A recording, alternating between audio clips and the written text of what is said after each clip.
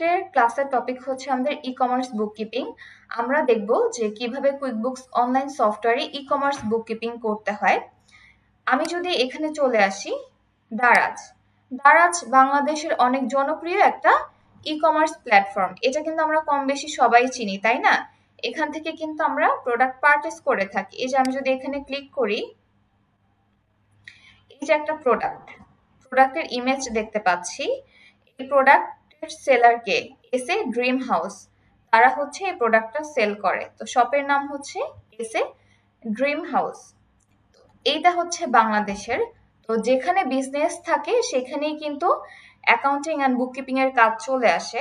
আমরা যারা মার্কেট প্লেসে কাজ করব, আমাদের অনেক এমন ক্লায়েন্ট পাবো যারা হচ্ছে অ্যামাজনে বিজনেস করে, দেন হচ্ছে ইবেতে বিজনেস করে থাকে। এরকম অনেক জনপ্রিয় ফেমাস কিছু ই-কমার্স প্ল্যাটফর্ম আছে যেখানে তারা বিজনেস করে থাকে। আই থিঙ্ক অ্যামাজনের সাথে তো আমরা কম বেশি সবাই পরিচিত, তাই না? হ্যান্ড রেজ করতে পারেন আপনারা। অ্যামাজন চিনে না কে কে এখানে? আচ্ছা, একজন। ওকে, সমস্যা নেই, আজকে চিনে যাবেন। এই যে অ্যামাজনে যে আমরা দেখতে পাচ্ছি এই যে প্রোডাক্ট। অ্যামাজন চিনি না বলিনি, আপনি বলেছিলেন কারা চিনেন হ্যান্ড রেজ করেন, তখন আমি হ্যান্ড রেজ করেছিলাম। আচ্ছা, তাহলে দেখেন আপনি একাই হ্যান্ড রেজ করেছেন, আপনি চিনেন, বাকিরা কি জানে না? আচ্ছা, যাই হোক, আমরা ক্লাসে ফিরে আসি। এই যে এখানে কিন্তু অনেক প্রোডাক্ট আছে, হ্যাঁ? আপনি একজন ক্লায়েন্টের কাজ পেলেন। ক্লায়েন্ট সাপোজ এখানে হচ্ছে সে বিভিন্ন ইলেকট্রনিক প্রোডাক্ট, দেন এই যে গ্যাজেট গুলো আছে, গ্যাজেট গুলো সেল করে। তো সেল করার পর এখানে হচ্ছে তার যে ট্রানজাকশন গুলো হচ্ছে অবশ্যই তার অ্যাকাউন্টে, ব্যাংক অ্যাকাউন্টে টাকাগুলো হিট করে। এগুলো হচ্ছে সফটওয়্যারে এন্ট্রি করা, দেন রিকনসাইল করা। এই কাজগুলো কিন্তু একজন অ্যাকাউন্টেন্ট বা বুককিপারের কাজ। তো আজকের ক্লাসে আমরা দেখব ই-কমার্স বুককিপিং এ আমরা হচ্ছে অ্যামাজন অ্যান্ড ইবে, এই দুইটা ই-কমার্স প্ল্যাটফর্ম কিভাবে রেকর্ড করতে হয় এই দুইটা দেখব। তো ই-কমার্স বিজনেস সম্পর্কে হচ্ছে আমরা মোটামুটি কিছু একটা ধারণা পেলাম। আমি আপনাদের সাথে একটা স্লাইড শেয়ার করব। এই স্লাইডটাতে অনেক ডিটেলস শেয়ার করা আছে, আপনারা এগুলো একটু ভালো করে স্টাডি করবেন। তো ই-কমার্স বিজনেস কি আমরা জানলাম। এখানে কিছু পপুলার ই-কমার্স স্টোরের নাম দেওয়া আছে, যেমন হচ্ছে Amazon, eBay, Etsy, Shopify, Walmart, AliExpress, Best Buy, Target, Newegg, then হচ্ছে Wayfair, Zalando, Rakuten, Overstock, BigCommerce, WooCommerce. এগুলো হচ্ছে বেশ পপুলার কিছু ই কমার্স স্টোর। এর বাহিরেও আছে, বাট এগুলোই হচ্ছে বেশি ব্যবহার করা হয়ে থাকে। তো আমরা যখন অ্যামাজন বুককিপিং করব, সাপোজ এই যে আমাদের একজন ক্লায়েন্ট, তার হচ্ছে অ্যামাজনে এভাবে সে হচ্ছে প্রোডাক্ট সেল করে, তার অ্যামাজনে একটা প্রোফাইল ক্রিয়েট করা আছে, সে হচ্ছে প্রোডাক্ট সেল করে।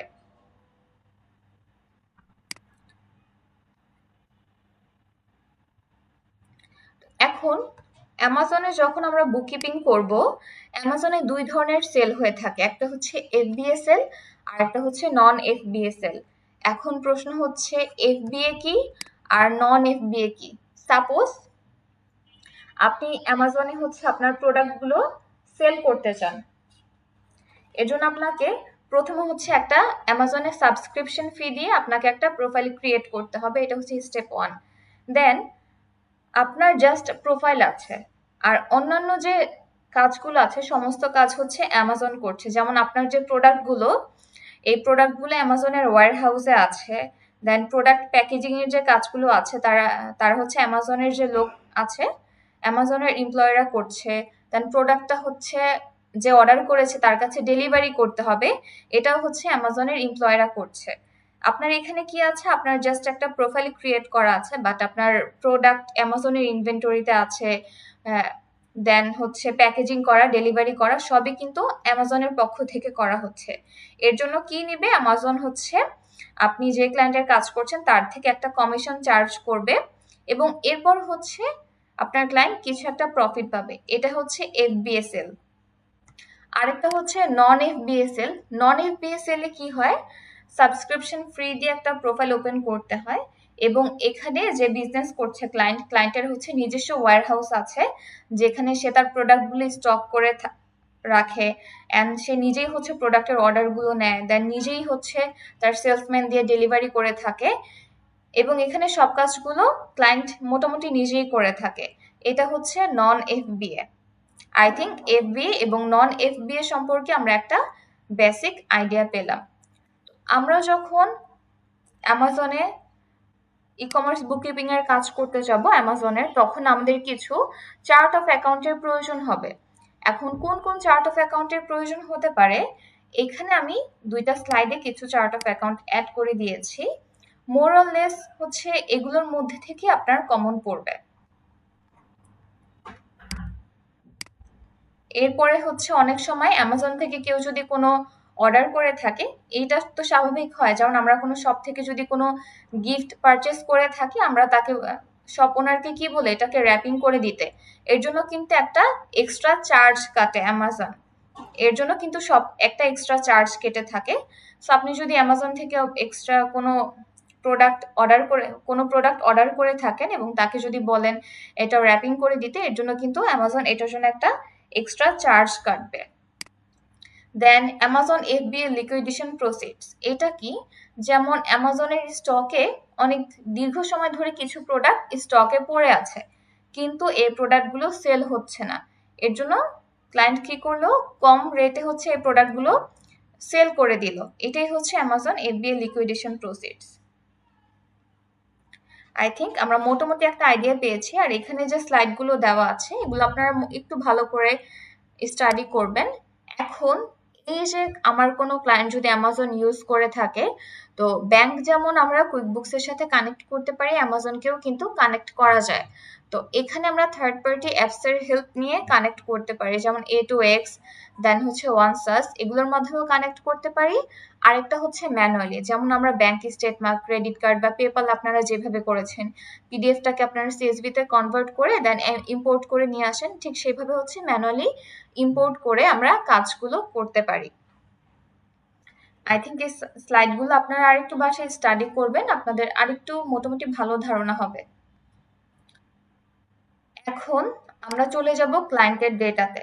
আমরা যে ক্লায়েন্টের কাছ থেকে কাজ পেয়েছি, ক্লায়েন্ট আমাদেরকে কিছু ডেটা প্রোভাইড করেছে। ডেটাগুলো কি কি আমরা একটু দেখি।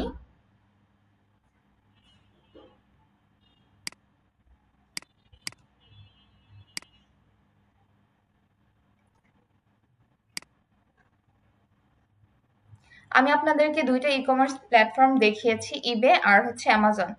তো আমরা আজকে যে ক্লায়েন্টের কাজ করব সে হচ্ছে অ্যামাজনেও বিজনেস করে, দেন ইবেতেও বিজনেস করে। ফার্স্ট আমরা অ্যামাজনটা কিভাবে রেকর্ড করতে হয় সেটা দেখব। আমি সবগুলো স্টেটমেন্ট অন করে নিই।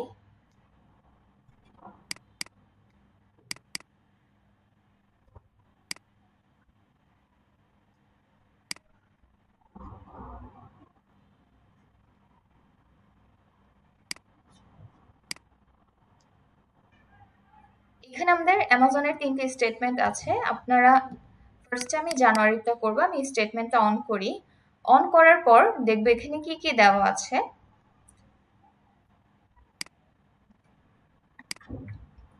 ফার্স্টে এখানে দেওয়া আছে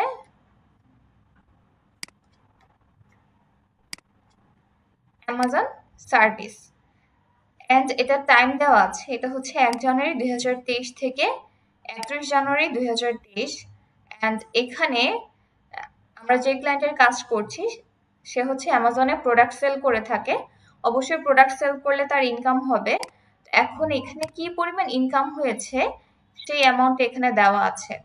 এখন ক্লায়েন্ট যে প্রোডাক্টগুলো সেল করছে, সেল করে যেই অ্যামাউন্টটা পায়, এই টোটালটাই কিন্তু তার ইনকাম না, এর মধ্যে কিন্তু অনেক ধরনের এক্সপেন্স জড়িত। তো এক্সপেন্স গুলো এখানে দেওয়া আছে, এই যে এক্সপেন্স গুলো মাইনাস ফিগার দিয়ে দেওয়া আছে। এখন ইনকাম থেকে এক্সপেন্স বাদ দেওয়ার পর যে অ্যামাউন্টটা থাকবে সেটা কিন্তু আমার অ্যামাজনের হোল্ডিং অ্যাকাউন্টে থাকবে।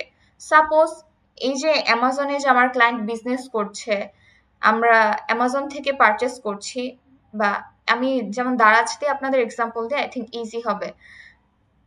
দারাজে যদি আমরা অনেক সময় কিন্তু শপিং করে থাকি, তাই না? আমরা যখন দারাজে অর্ডার প্লেস করি, অর্ডার প্লেস করার পর আমরা হচ্ছে অনেক সময় ক্যাশ অন ডেলিভারি হয়, বা অনেক সময় যখন অর্ডার করি তখন অনলাইনে পেমেন্ট করে দিই। পেমেন্ট করার পর কিন্তু সেগুলো দারাজের কাছেই থাকে, দারাজে হোল্ডিং অ্যাকাউন্টে থাকে। পরবর্তীতে ক্লায়েন্ট সেই হোল্ডিং অ্যাকাউন্ট থেকে নিজস্ব ব্যাংক অ্যাকাউন্টে টাকাগুলো ট্রান্সফার করে নেয়। ঠিক তেমনি আমাদের যে ক্লায়েন্ট অ্যামাজনে বিজনেস করছে, আমাদের ক্লায়েন্টের কোনো প্রোডাক্ট যদি কাস্টমাররা পারচেস করে থাকে, তখন কাকে? অ্যামাজনে পে করছে। সেই অ্যামাউন্টটা ক্লায়েন্ট পরবর্তীতে কি করে? তার ব্যাংকে ট্রান্সফার করে নিয়ে যায়। সো ব্যাংকে ট্রান্সফার করে নিয়ে যাওয়ার আগ পর্যন্ত অ্যামাউন্টগুলো কোথায় থাকে? অ্যামাজন হোল্ডিং অ্যাকাউন্টে থাকে। এখানে আমরা দেখতে পাচ্ছি দেওয়া আছে ট্রান্সফার। আমাদের ক্লায়েন্ট হচ্ছে এই অ্যামাউন্টটুকু তার ব্যাংকে ট্রান্সফার করে নিয়েছে। আমরা এটা একটু ক্যালকুলেশন করে দেখি এখনো কতটুকু ডিউ আছে, কোন অ্যামাউন্টটা ট্রান্সফার করা হয়নি।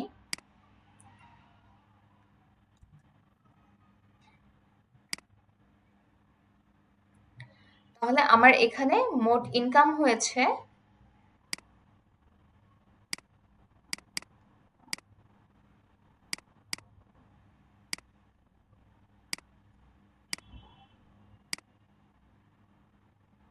দেন এক্সপেন্সটাকে আমরা মাইনাস করব।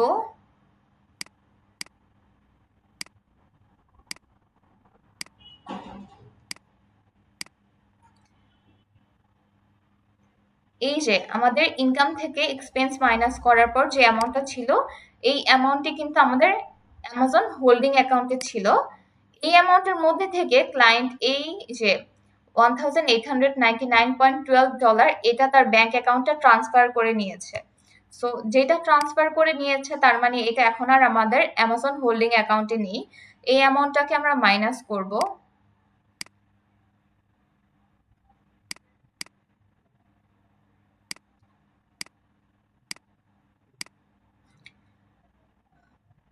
$690.75 এই অ্যামাউন্টটুকু এখন আমাদের অ্যামাজন হোল্ডিং অ্যাকাউন্টে অবশিষ্ট আছে।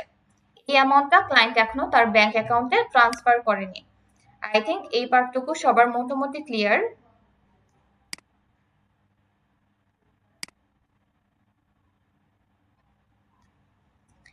এরপর এই যে আমাদের যে ইনকাম হয়েছে, এই টোটাল ইনকাম যে অ্যামাউন্টটা দেখতে পাচ্ছি এটা কিন্তু একটা প্রোডাক্ট সেল করে হয়নি, এখানে কিন্তু অনেকগুলো বিষয় জড়িত। এই টোটাল ইনকামের ডিটেলস আমরা দেখতে পারবো এই যে এই সাইডটাতে দেওয়া আছে, অ্যান্ড টোটাল এক্সপেন্সের ডিটেলস আমাদের এই সাইডে এক্সপ্লেন করা আছে।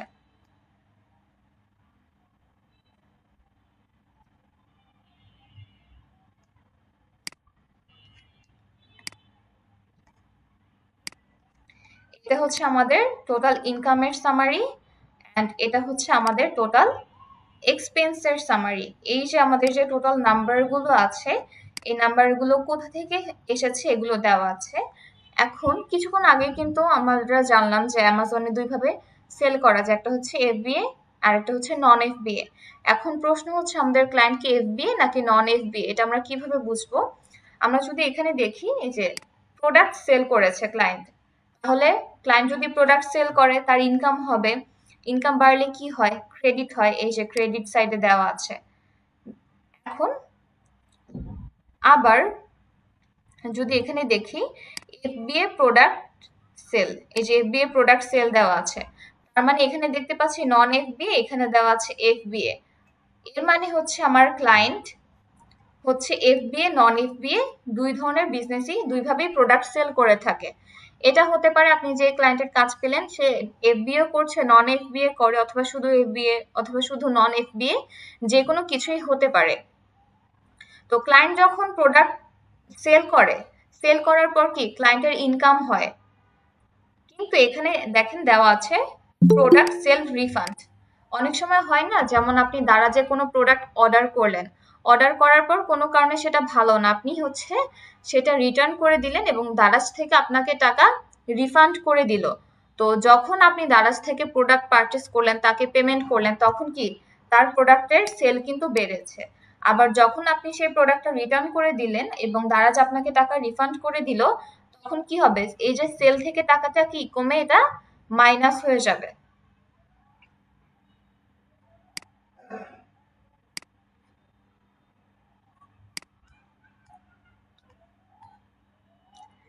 এখন প্রশ্ন হচ্ছে, এটা যদি আমাদের সফটওয়্যার এন্ট্রি করতে হয় কিভাবে করব, এটা নোট করে রাখবেন।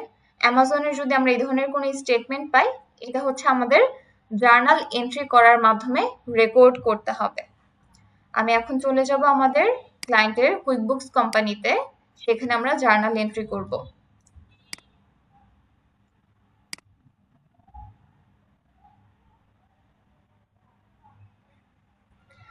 এখন আমি যদি এখানে জার্নাল এন্ট্রি করতে চাই, আমার এখানে যে হেডগুলো আছে বসাতে হবে। যেমন এখানে প্রোডাক্ট সেল দেওয়া আছে। এখন এই যে হেডগুলো আছে, এই হেডগুলো আমাকে এখান থেকে সিলেক্ট করতে হবে। তার মানে এই হেডগুলো আমার চার্ট অফ অ্যাকাউন্টে থাকতে হবে। এই হেড যদি আমার চার্ট অফ অ্যাকাউন্টে না থাকে তাহলে তো আমি জার্নাল এন্ট্রি করতে পারবো না। তাহলে আমাদের প্রথম কাজ হচ্ছে আমাদের চার্ট অফ অ্যাকাউন্ট ক্রিয়েট করতে হবে। এখন এই যে প্রোডাক্ট সেল করা হয়েছে, প্রোডাক্ট সেলস এফবিএ, দেন প্রোডাক্ট সেল নন এফবিএ, এগুলো কিন্তু আমরা একসাথে যোগ করে অ্যামাজন সেলস নাম দিয়ে অ্যাড করতে পারি। দেন এই যে রিফান্ড হয়েছে, আমরা চাইলে এই রিফান্ডটা সেলস থেকে মাইনাস করে দিতে পারি, অথবা অ্যামাজন রিফান্ড নামে আলাদা চার্ট অফ অ্যাকাউন্ট ক্রিয়েট করেও অ্যাড করতে পারি। দেন আমাদের আরো কিছু দেওয়া আছে, যেমন অ্যামাজন শিপিং ক্রেডিট দেওয়া আছে। দেন হচ্ছে প্রমোশনাল রিবেট দেওয়া আছে। প্রমোশন কি, যেমন আপনার যে প্রোডাক্টগুলো আছে অ্যামাজনে আপনি বিজনেস করছেন, এটার জন্য আপনি কোনো প্রমোশনাল কাজ করলেন, যেমন buy one get one free বা আপ টু 30% ডিসকাউন্ট, এই ধরনের কোনো প্রমোশনাল কাজ করছেন। এটার কারণে কি হবে, আপনার কি এক্সপেন্স বাড়বে, তাহলে এই এক্সপেন্সটা আপনার ইনকাম থেকে মাইনাস হয়ে যাবে। এখন এগুলো আমরা জার্নালের মাধ্যমে এন্ট্রি করব।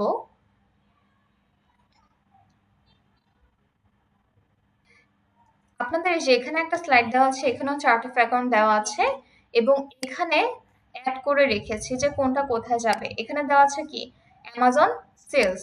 অ্যামাজন সেলস এর মধ্যে কি আসবে, এফবিএ এবং নন এফবিএ সেল। ফার্স্টে হচ্ছে আমরা এই নামে একটা চার্ট অফ অ্যাকাউন্ট ক্রিয়েট করব।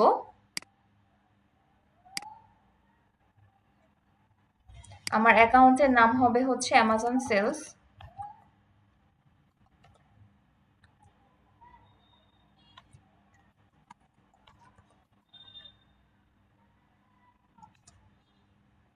অ্যাকাউন্ট টাইপ, অ্যামাজনে সেল করলে আমাদের কি হয়, ইনকাম হয়, তাহলে অ্যাকাউন্ট টাইপ হবে হচ্ছে ইনকাম। আর ডিটেল টাইপ হচ্ছে sales of product income. Then এটা আমরা সেভ করে দিব। এখন অ্যামাজন সেলস, এই হেডে আমার কোন অ্যামাউন্ট গুলো আসবে, যেমন আমরা একটু ক্যালকুলেটরটা অন করি।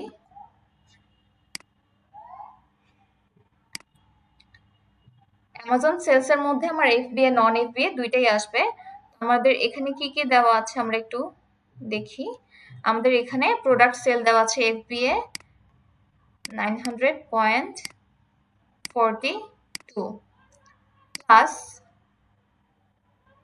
এখানে দেওয়া আছে এফবিএ প্রোডাক্ট সেলস 5208.80। আচ্ছা, আমাদের আর কি আছে, আর কিন্তু নেই। এই যে এখানে রিফান্ড দেওয়া আছে, আমরা যদি চাই রিফান্ড গুলো অ্যামাউন্ট থেকে মাইনাস করেও অ্যাড করতে পারি, অথবা রিফান্ডের জন্য আমরা আলাদা করে লেজার হেড ক্রিয়েট করতে পারি। সো রিফান্ডের জন্য আলাদা করে আমরা হেড ক্রিয়েট করবো। আমি ইকুয়ালস টু দেই।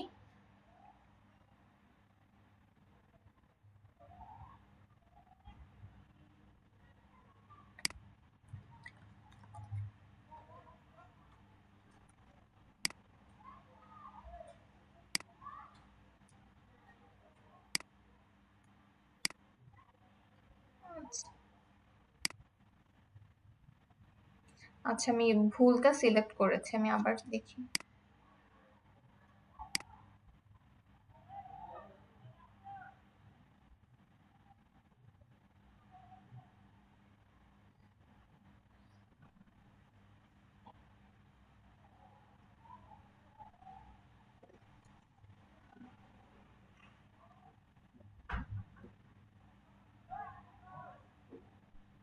আমাদের এই দুটো যোগ করে কত হয়েছে, এটা হচ্ছে আমাদের FBA অ্যান্ড নন FBA। এটা আমি যোগ করলাম, যোগ করার পর এটা কোথায় চলে আসবে, ক্রেডিট সাইডে। এরপরে আমরা একটু লিস্টে চলে যাই। এরপরে আমাদের কি ছিল, এই যে প্রোডাক্টগুলো সেল করা হয়েছে, এরপর আবার কি হয়েছে, রিফান্ড এসেছে। একটা হচ্ছে নন FBA তে রিফান্ড এসেছে, আর একটা হচ্ছে FBA তে রিফান্ড এসেছে। এটার জন্য আমরা একটা হেড ক্রিয়েট করব, অ্যামাজন রিফান্ড। আমার যদি সেল হলে ক্রেডিট হয়, তাহলে রিফান্ড হলে এটা কি হবে, ডেবিট হবে, কারণ আমার এখানে এক্সপেন্স বেড়েছে, আর এক্সপেন্স বাড়লে কি হয়, ডেবিট হয়।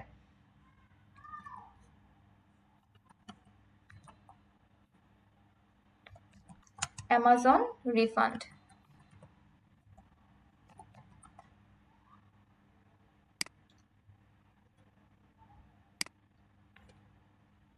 অ্যাকাউন্ট টাইপ কি হবে,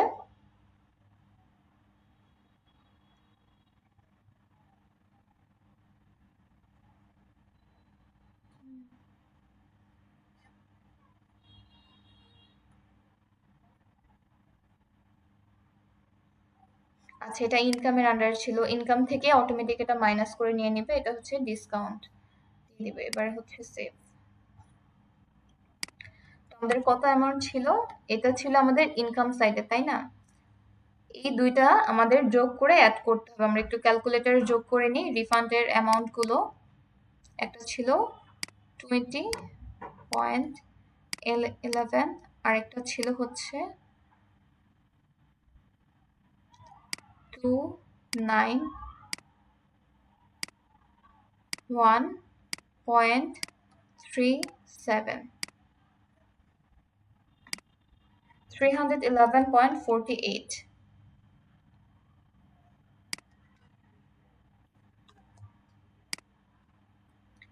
এরপরে আমরা চলে আসি, এরপরে কি আছে আমাদের এখানে, চারটা হেড ডান।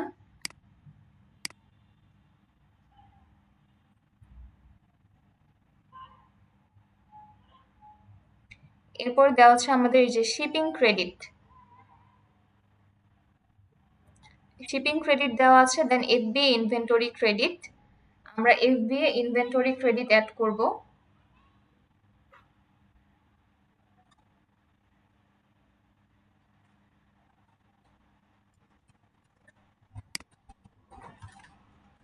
Add new.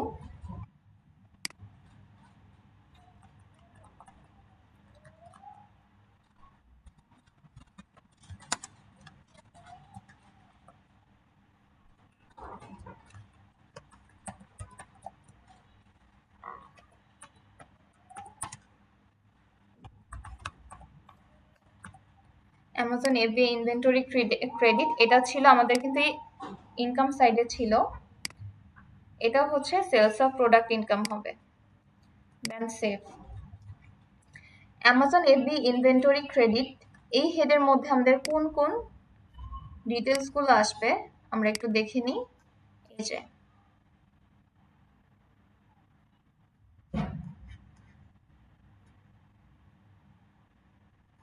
আচ্ছা এটা সিঙ্গেল আসবে, রিফান্ড হলে দুইটা আসবে। শিপিং ক্রেডিট, শিপিং ক্রেডিট যদি হয় অ্যামাজন শিপিং ক্রেডিট অ্যাড হবে। এরপর যদি কোনো রিফান্ড থাকে, রিফান্ডটা হচ্ছে আমরা এখান থেকে মাইনাস করে অ্যাড করব।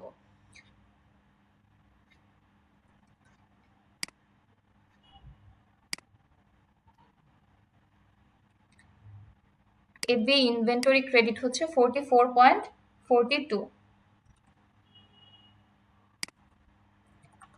এটা আমাদের স্টেটমেন্টে ক্রেডিট সাইডে ছিল। এরপরে আমাদের পরবর্তী হেড হচ্ছে শিপিং ক্রেডিট। শিপিং ক্রেডিট এটা আমরা অ্যাড করব হচ্ছে অ্যামাজন শিপিং ক্রেডিট দিয়ে, এবং এবং এখানে কিন্তু রিফান্ড দেওয়া আছে, শিপিং ক্রেডিট রিফান্ড, বাট রিফান্ডে কোনো নাম্বার দেওয়া নেই। প্রোডাক্ট শিপিং করলে যেমন আমরা একটা চার্জ পাওয়া যায়, একটা অ্যামাউন্ট পাওয়া যায়, বাট সেটা যদি রিফান্ড আসে কখনো, সেক্ষেত্রে এই শিপিং ক্রেডিট থেকে রিফান্ডটা মাইনাস হবে। সো আমাদের এখানে রিফান্ডে কোনো অ্যামাউন্ট নেই, আমাদের একটা অ্যামাউন্টই আছে। সো অ্যামাজন শিপিং ক্রেডিট নামে এটাকে আমরা অ্যাড করব।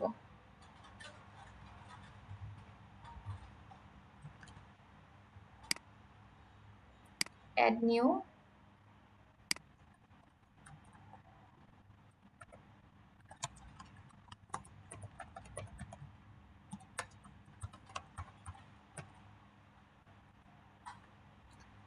এটা আমাদের ইনকাম সাইডে ছিল অ্যামাজন স্টেটমেন্টের। এটা হচ্ছে sales of product income. Then এটা আমরা সেভ করব। অ্যামাজন শিপিং ক্রেডিট অ্যামাউন্ট কত ছিল সেটা আমরা দেখবো। অ্যামাজন শিপিং ক্রেডিট এটা ক্রেডিট সাইডে আছে 214। এরপরে হচ্ছে আমাদের এখানে দেওয়া আছে প্রমোশনাল রিবেট রিফান্ড। এটার জন্য আমরা একটা হেড ক্রিয়েট করব, অ্যামাজন প্রমোশনাল রিবেট।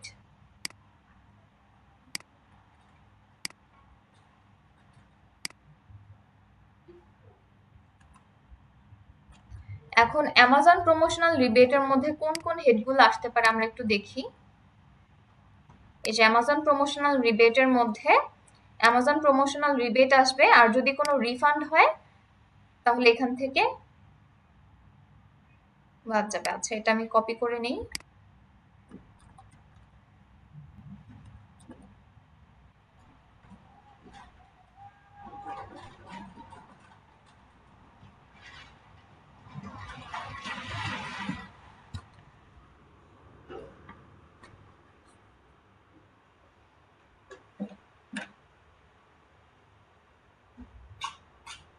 এই মা, আমার মোবাইলটা কই? মা, মোবাইল।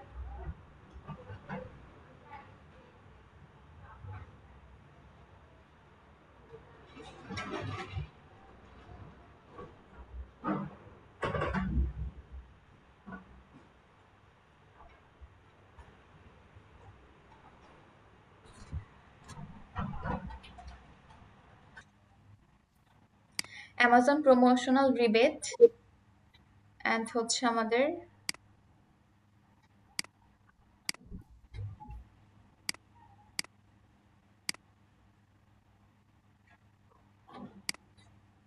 অ্যাকাউন্ট হচ্ছে ইনকাম,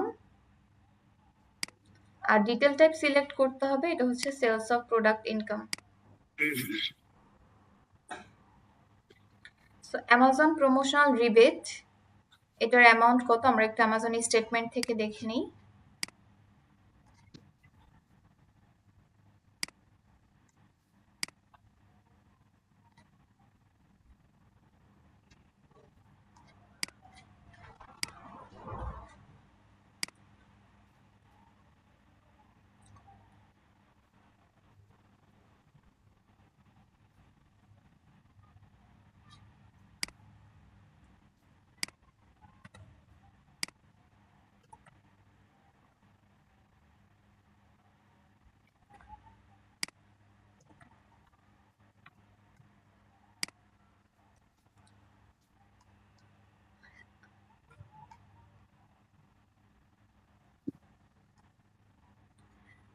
এই যে এখন এই যে আমাদের ডেবিট আর এই যে ক্রেডিট গুলো আছে, আমরা যদি দেখি ইনকাম সাইডের সাথে কিন্তু ম্যাচ করেছে। এখানে কত দেওয়া আছে? ডেবিট হচ্ছে 401.62, এখানে কত দেওয়া আছে? 401.62, এটা ম্যাচ করেছে। অ্যান্ড ক্রেডিট 6367.02, 6367.02, তাহলে আমাদের ডেবিট ক্রেডিট ম্যাচ করেছে।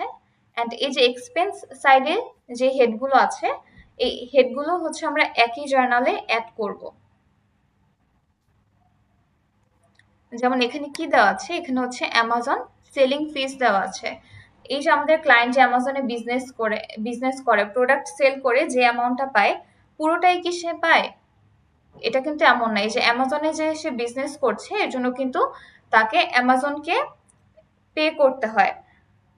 যেমন আমরা পেপাল যখন করেছিলাম, আমরা কি পেপাল ফি অ্যাড করেছিলাম, তেমনি আমাদের ক্লায়েন্ট যখন অ্যামাজনে বিজনেস করছে অ্যামাজন কোম্পানিকে কিন্তু একটা কমিশন দিতে হয়। এটাই হচ্ছে অ্যামাজন সেলিং ফিস।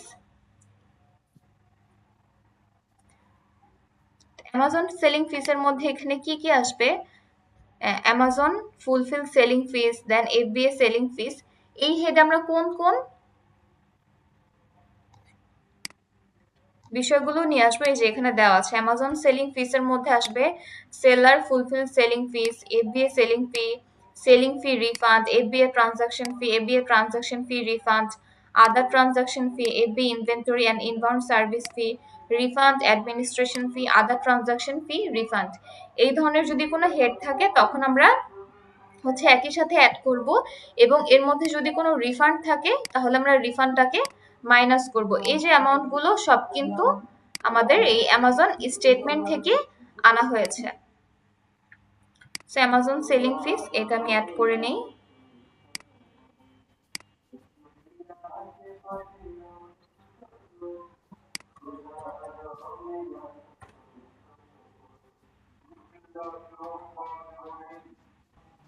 অ্যামাজন সেলিং ফি এটা আমাদের কোথায় ছিল? এটা ছিল আমাদের এক্সপেন্স সাইডে।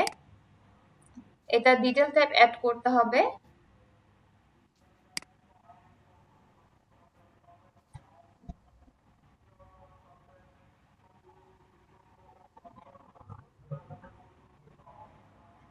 আমরা কাছাকাছি যেটা পাই সেটা সিলেক্ট করব।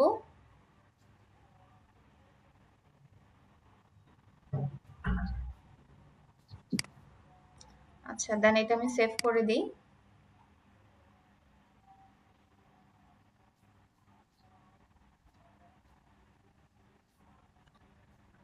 এখন এই হেডে আমার এই যে কোন অ্যামাউন্ট আসবে এই হেডগুলো কিন্তু আমরা এই যে স্টেটমেন্ট থেকে এই চার্টে অ্যাড করে নিয়েছি।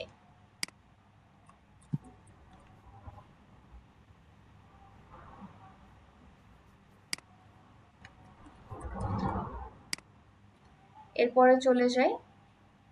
এরপরে আমাদের কি দেওয়া আছে?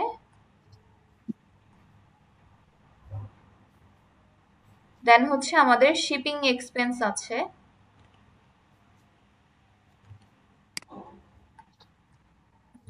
Amazon shipping expense. শিপিং এক্সপেন্সের মধ্যে কি কি আসবে? Shipping level purchase, shipping level refund. Purchase করার পর যদি রিফান্ড হয় তাহলে এই পারচেজ থেকে রিফান্ড মাইনাস হয়ে যাবে। দেন শিপিং লেভেল অ্যাডজাস্টমেন্ট।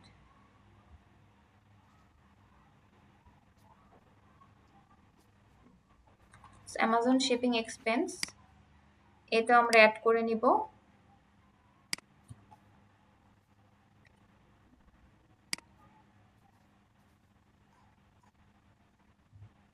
এক্সপেন্স ডিটেল টাইপ আমরা সবচেয়ে কাছাকাছি যেটা পাই সেটা দিব। এই যে শিপিং অ্যান্ড ডেলিভারি এক্সপেন্স।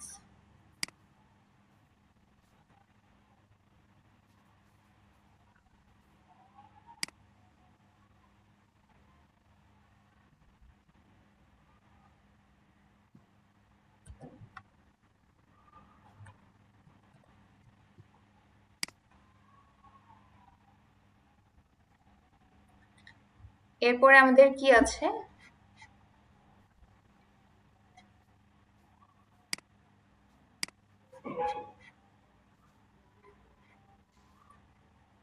এরপরে হচ্ছে আমাদের অ্যামাজন অ্যাডজাস্টমেন্ট আছে, দেন সার্ভিস ফি আছে। এটা আমরা কোথায় দেখতে পারবো? এই যে সার্ভিস ফিটা হচ্ছে আমাদের অ্যামাজন সাবস্ক্রিপশন ফিতে যাবে। এই যে আমরা যে ক্লায়েন্টের কাজ করছি সে অ্যামাজনে হচ্ছে সাবস্ক্রিপশন ফি দিয়ে একটা প্রোফাইল ওপেন করেছে। তো কুইকবুকসে যেমন কোম্পানি ক্রিয়েট করলে আমাদের প্রতি মাসে মাসে সাবস্ক্রিপশন ফি দিতে হয়, ঠিক তেমনি করে অ্যামাজনে আমাদের এখানে সাবস্ক্রিপশন ফি দিতে হবে। এটাই হচ্ছে এখানে এই যে সার্ভিস ফি নামে দেওয়া আছে। আর এখানে আমাদের আরেকটা অ্যামাউন্ট আছে সেটা হচ্ছে অ্যাডজাস্টমেন্ট। দুইটাই ডেবিট সাইডে আছে, এই দুইটা এখন আমরা এন্ট্রি করব।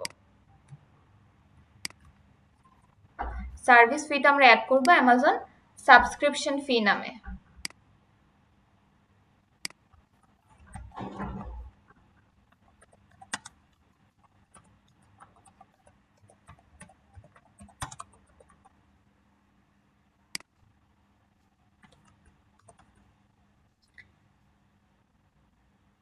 অ্যাকাউন্ট টাইপ হবে এটা এক্সপেন্স সাইডে দেওয়া আছে এক্সপেন্স। আর ডিটেল টাইপে যাবে হচ্ছে সবচেয়ে কাছাকাছি যেটা পাই যে ডিউস অ্যান্ড সাবস্ক্রিপশন। এখন এটা সেভ করে দিব। এখন আমরা যদি দেখি আমাদের সাবস্ক্রিপশন ফি কত দেওয়া আছে, 39.99।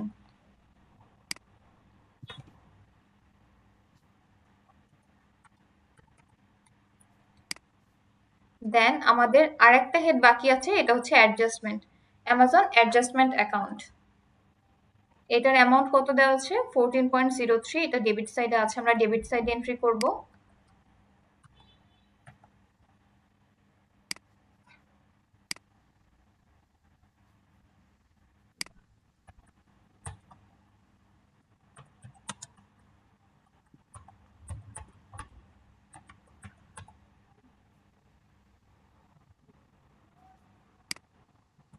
এটা হচ্ছে আমাদের expense, detail type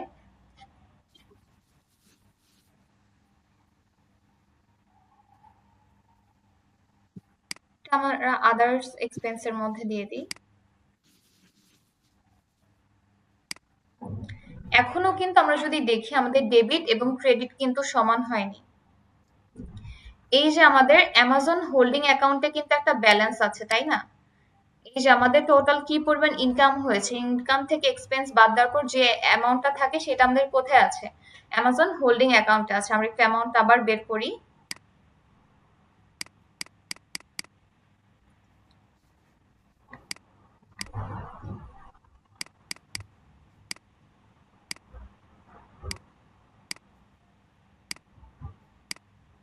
four zero minus 3,446.53, এই অ্যামাউন্টটা হচ্ছে আমাদের অ্যামাজন হোল্ডিং অ্যাকাউন্টে আছে।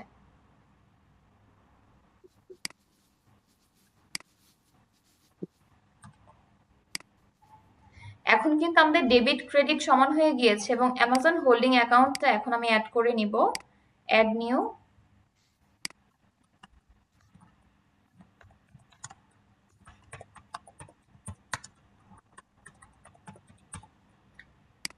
অ্যাকাউন্ট টাইপ, এটা আমরা ব্যাংকের মতো করে অ্যাড করব, দেন সেভ। আমাদের জার্নাল এন্ট্রি করা ডান। এখনো কিন্তু কাজ আছে, আমাদের ডেট অ্যাড করতে হবে। ডেট কত হবে? আমাদের স্টার্টিং ডেট হচ্ছে 1 জানুয়ারি 2023। তাহলে এখানে আমরা সিলেক্ট করব জানুয়ারির 1, 2023।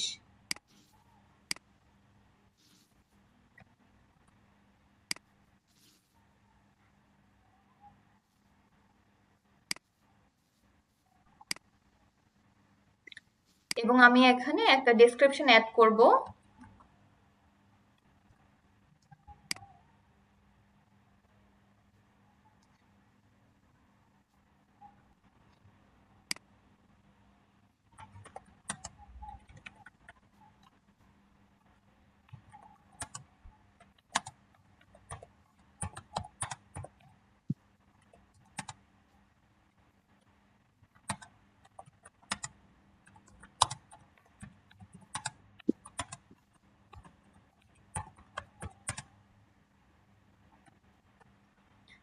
দেন আমাদের সব অ্যাড করা ডান। এখন এইটা আমি 7 ক্লোজ করে দিব।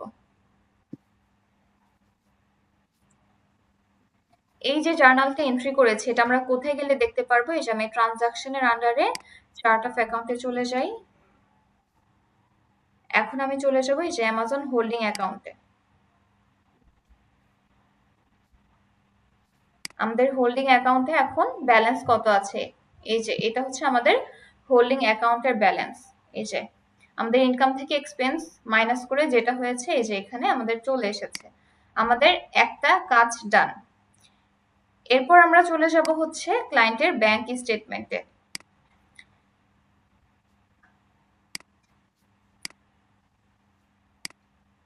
এই যে এখানে কি দেখাচ্ছে? ট্রান্সফার করা হয়েছে 1899.12। অবশ্যই ক্লায়েন্ট এই অ্যামাউন্টটা কোনো না কোনো ব্যাংকে ট্রান্সফার করেছে। তো আমরা যখন ক্লায়েন্টের ব্যাংক স্টেটমেন্টগুলো অন করব সেখানে আমরা এটা দেখতে পাবো। এখন আমরা ক্লায়েন্টের ব্যাংক স্টেটমেন্টে চলে যাই। যেমন আমরা যে ক্লায়েন্টের কাজ করছি তার সফি ব্যাংকে অ্যাকাউন্ট আছে। এখানে একটা অ্যাকাউন্ট দেওয়া আছে, এটা হচ্ছে চেকিং অ্যাকাউন্ট। অ্যাকাউন্টের ডেট দেওয়া আছে, এই যে ক্লায়েন্টের নাম দেওয়া আছে চাঁদনাশ। দেন অ্যাকাউন্ট নাম্বার দেওয়া আছে, স্টেটমেন্টের পিরিয়ড দেওয়া আছে, এটা হচ্ছে জানুয়ারি 1, 2023 থেকে জানুয়ারি 31, 2023। এটা হচ্ছে আমাদের ওপেনিং ব্যালেন্স আর এটা হচ্ছে আমাদের এন্ডিং ব্যালেন্সটা দেওয়া আছে। এটা হচ্ছে ক্লায়েন্টের চেকিং অ্যাকাউন্ট এবং এই সবগুলো ডিটেলস এখানে দেওয়া আছে। যেগুলো গ্রিন কালারের লেখা এগুলো হচ্ছে টাকা ডিপোজিট হয়েছে, আর যেগুলো হচ্ছে মাইনাস ফিগারে আছে এগুলো হচ্ছে আমাদের এক্সপেন্স হয়েছে। আমরা একটু নিচে চলে যাই। যেমন এই যে অ্যামাজন দেওয়া আছে, এই টাকাটা কোথা থেকে আমাদের অ্যাকাউন্টে এসেছে, যে শপি চেকিং অ্যাকাউন্টে এটা কোথা থেকে এসেছে, এটা আমাদের গ্রিন কালার আছে, তার মানে শপি চেকিং অ্যাকাউন্টে এটা আমাদের অ্যামাজন থেকে ডিপোজিট হয়েছে। দেন আমরা যদি আরেকটু নিচে যাই, এই যে আমাদের আরেকটা ট্রানজাকশন আছে অ্যামাজনের,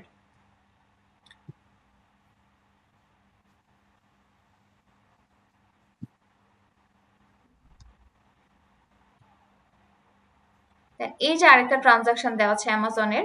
তো এই তিনটা ট্রানজাকশন আমরা একটু যোগ করে দেখব যে এই যে এখানে যে ট্রান্সফারের অ্যামাউন্টের সাথে মিলে কিনা, তাহলে আমরা বুঝবো যে এই অ্যামাউন্টটা আমাদের শপি ব্যাংকে অ্যামাজন স্টেটমেন্ট থেকে ট্রান্সফার হয়ে গিয়েছে।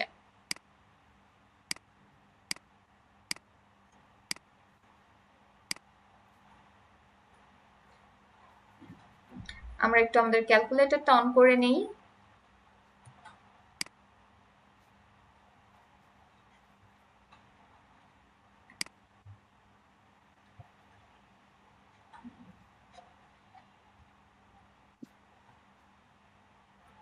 এই যে এখানে একটা অ্যামাউন্ট ছিল 1375.01 প্লাস, এখন আমরা আরো কিছু ট্রানজাকশন খুঁজে বের করব। এই যে আরেকটা ট্রানজাকশন, এটা হচ্ছে অ্যামাজন থেকে ডিপোজিট হয়েছে ব্যাংক অ্যাকাউন্টে, মানে অ্যামাজন থেকে ট্রান্সফার করে টাকাটা শপি ব্যাংকের অ্যাকাউন্টে এসে ট্রান্সফার হয়ে শপি ব্যাংকের চেকিং অ্যাকাউন্টে এসেছে। এটা আমরা একটু যোগ করব, 59.05 প্লাস, আমরা একটু আরেকটু নিচে চলে যাই, দেখি আরো আছে কিনা। আচ্ছা, এটা মাইনাস ফিগার আছে, এটা ট্রান্সফার হয়ে আসেনি।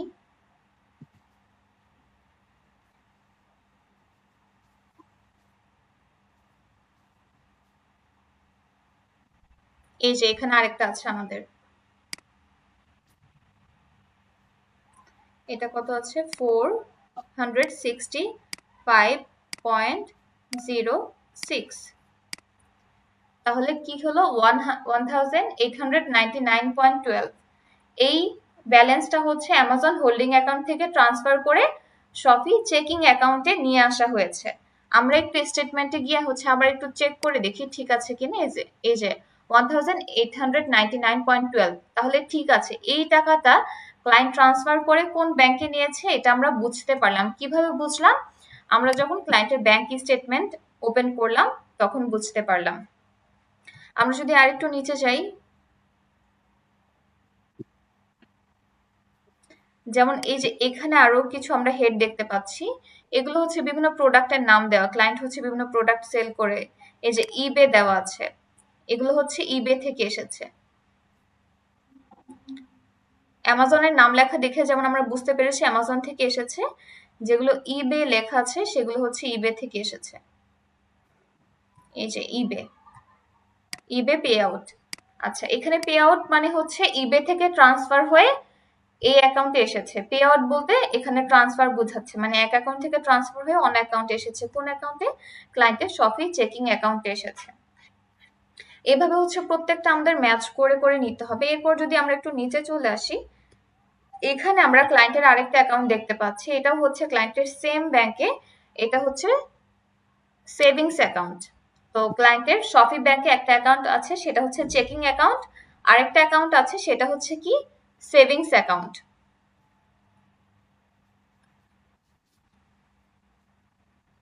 এখানে যদি আসি, আমরা এখানে দেখতে পাচ্ছি কারেন্ট ব্যালেন্স দেওয়া আছে, এটা হচ্ছে আমাদের এন্ডিং ব্যালেন্স, আর বিগিনিং ব্যালেন্স দেওয়া আছে, এটা হচ্ছে আমাদের ওপেনিং ব্যালেন্স। এখানে জাস্ট দুইটা ট্রানজাকশন আছে, এইটা কি ইন্টারেস্ট আর্ন, তাহলে এটা আমরা বুঝতে পারলাম যে ব্যাংক থেকে ইন্টারেস্ট দিয়েছে, এর জন্য এখানে টাকা ডিপোজিট হয়েছে।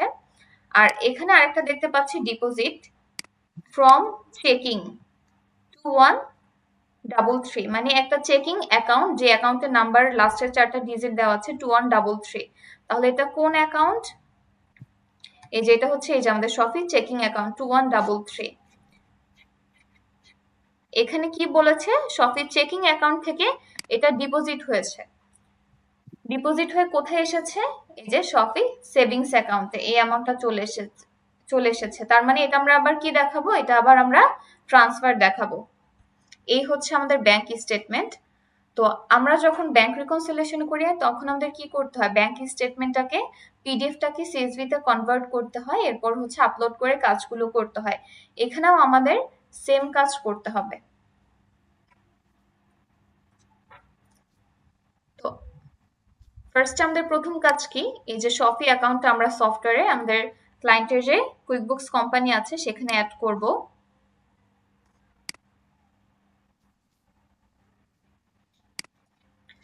এখন আমরা চলে আসব ট্রানজাকশনের আন্ডারে চার্ট অফ অ্যাকাউন্টে। নিউতে ক্লিক করব।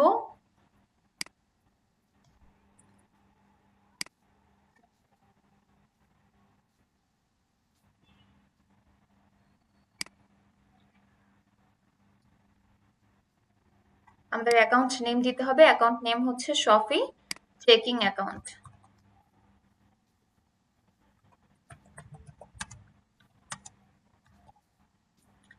অ্যাকাউন্ট টাইপ সিলেক্ট করতে হবে,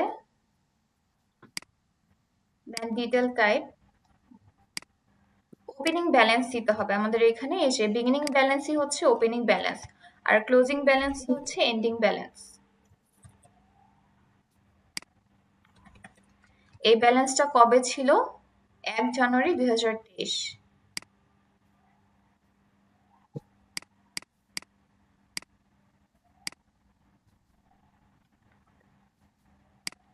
আমাদের সব ইনফরমেশন দেওয়া ডান। এবার এটা আমরা সেভ করে দিই। আমাদের একটা অ্যাকাউন্ট অ্যাড করা ডান। এরপর আমরা আর একটু নিচে চলে আসি। যেমন এখানে কি দেওয়া আছে? Shafi savings account. এবার আমরা সেভিংস অ্যাকাউন্ট অ্যাড করব।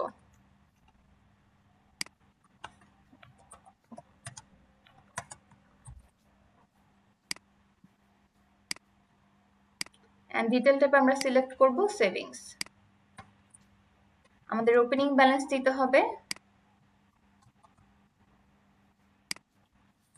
এন্ড আমাদের এখানে অ্যাজ অফ ডেট দিতে হবে।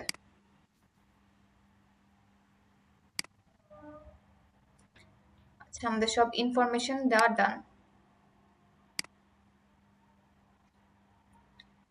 আমরা দুইটা ব্যাংক অ্যাড করেছি, সেভিংস এন্ড চেকিং। এখন আমরা এই যে আমাদের স্টেটমেন্টগুলো আছে, এই স্টেটমেন্টগুলো পিডিএফটাকে সিএসভিতে কনভার্ট করে ব্যাংকিং প্যানেলে আপলোড করব। এখানে কিন্তু দুইটা একই সাথে আছে। আপনারা যখন করবেন স্প্লিট করে আলাদা করে নেবেন। আর কিভাবে পিডিএফ থেকে সিএসভিতে কনভার্ট করতে হয় জানেন? তো আমি আগে থেকেই ফাইল রেডি করে রেখেছি, আমি সেটাই আপলোড করব। আমি চলে যাব ব্যাংক ট্রানজাকশনে, upload transaction, select file.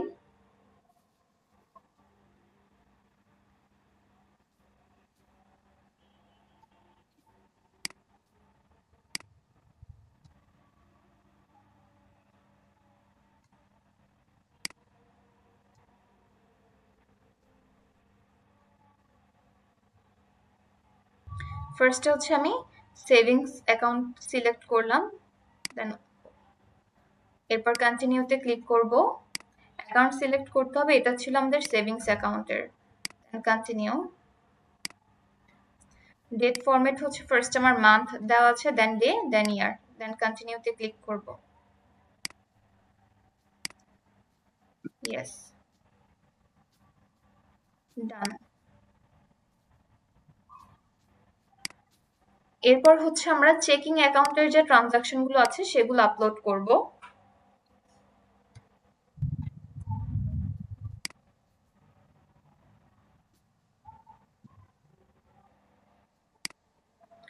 Select করলাম সিএসভি ফাইল, দেন কন্টিনিউতে ক্লিক করব।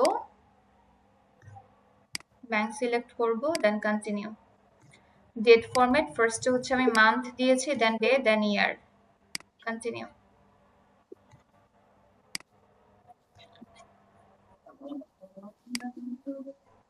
আমার হচ্ছে টোটাল 83টা ট্রানজাকশন আছে এখানে। ডান। ম্যাডাম চেকিং এগুলো কোথা থেকে আনলেন একটু আবার যদি বলতেন। এই যে আমাদের এটা ব্যাংক স্টেটমেন্ট, হ্যাঁ, এটা কি শফি ব্যাংকের ব্যাংক স্টেটমেন্ট। এখানে শফি ব্যাংকে আমাদের যে ক্লায়েন্ট তার শফি ব্যাংকে অ্যাকাউন্ট আছে, কয়টা অ্যাকাউন্ট আছে? দুইটা। একটা হচ্ছে চেকিং অ্যাকাউন্ট দেওয়া আছে, এবং চেকিং অ্যাকাউন্টে এটা হচ্ছে মাস্টার সামারি এবং ট্রানজাকশন ডিটেলস গুলো নিচে দেওয়া আছে। আর একটু যদি নিচে চলে আসি, ক্লায়েন্টের শফি ব্যাংকে হচ্ছে একটা সেভিংস অ্যাকাউন্ট আছে, এটা হচ্ছে মাস্টার সামারি আর ডিটেলস গুলো নিচে দেওয়া আছে। এই যে দুইটা ব্যাংক আমি ফার্স্টে চার্ট অফ অ্যাকাউন্টে অ্যাড করেছি, ওপেনিং ব্যালেন্স এবং অ্যাজ অফ ডেট অ্যাড করেছি, দেন আমি এই দুইটা পিডিএফ কে সিএসভি তে কনভার্ট করে ব্যাংকিং প্যানেলে আপলোড করেছি। বুঝেছেন? জি জি জি, বুঝতে পেরেছি।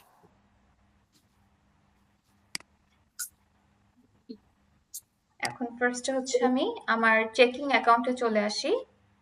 এখানে আমার অসংখ্য ট্রানজাকশন আছে। আমরা যদি আমাদের স্টেটমেন্টে চলে যাই একটু, এই যে এখানে কিন্তু আমরা দেখেছিলাম, হ্যাঁ, এই যে আমাদের চেকিং অ্যাকাউন্টে অ্যামাজন থেকে, এই যে অ্যামাজন স্টেটমেন্ট থেকে ট্রান্সফার হয়ে অ্যামাউন্টটা আমাদের চেকিং অ্যাকাউন্টে এসেছিল, শফি চেকিং অ্যাকাউন্টে। এই যে আমরা কিন্তু ক্যালকুলেশন করেও দেখেছিলাম, সো এখন সেটা আমরা রেকর্ড করব, সফটওয়্যারে ট্রান্সফার দেখাবো।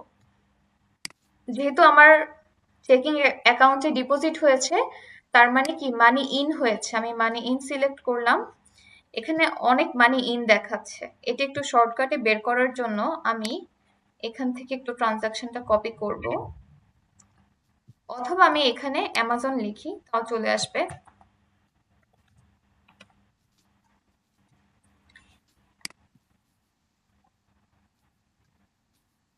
এই যে এই টোটাল তিনটা পেমেন্ট, এই টোটাল তিনটা যদি আমরা যোগ করি, যোগ করলে কিন্তু আমাদের এই যে ট্রান্সফারের অ্যামাউন্টটা হবে।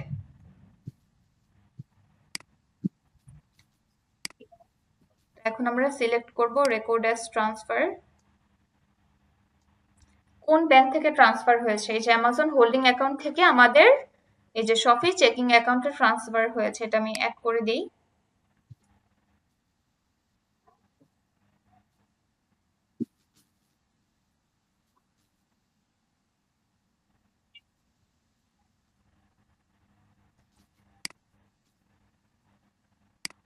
এটাও হচ্ছে transfer, record as transfer, transfer from Amazon holding account থেকে ট্রান্সফার হয়ে শফি চেকিং অ্যাকাউন্টে এসেছে।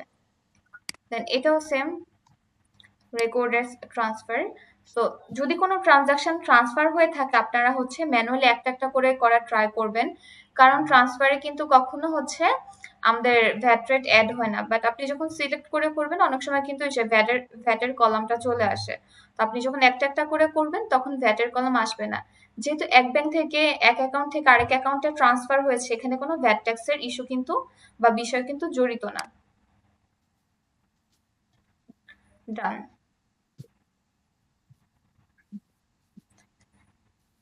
এই সেন্টারটাকে আমি একটু ডুপ্লিকেট করি।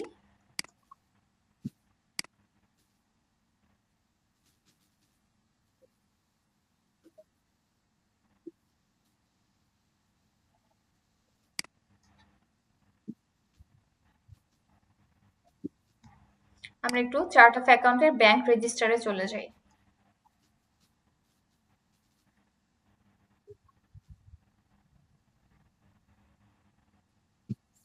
অ্যাকাউন্ট হিস্ট্রিতে চলে যাব।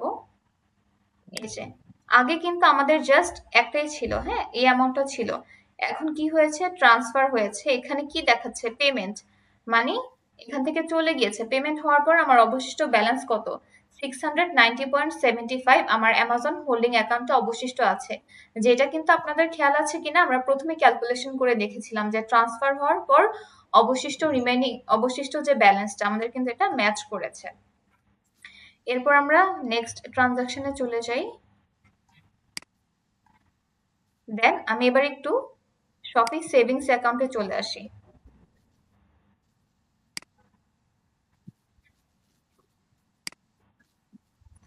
এখানে আমার দুইটা ট্রানজাকশন আছে।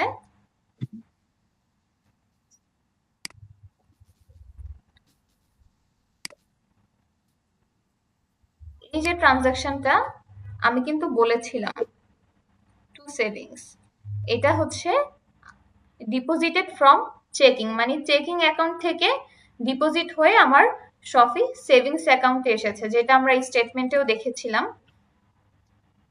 আমি একটু স্টেটমেন্টে চলে যাই।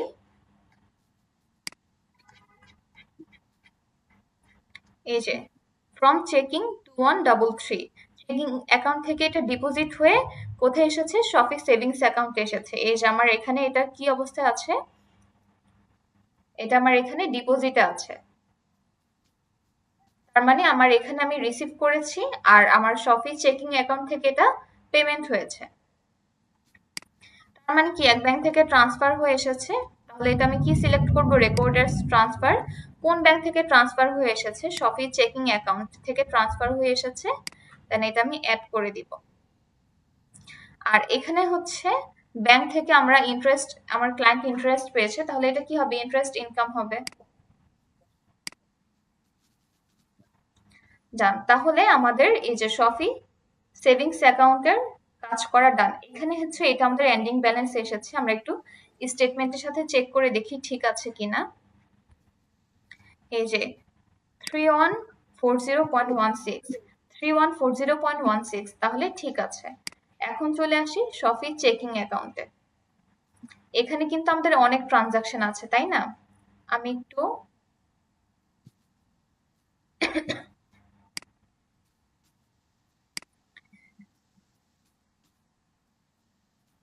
এবার আমরা চলে যাব ইবে স্টেটমেন্ট।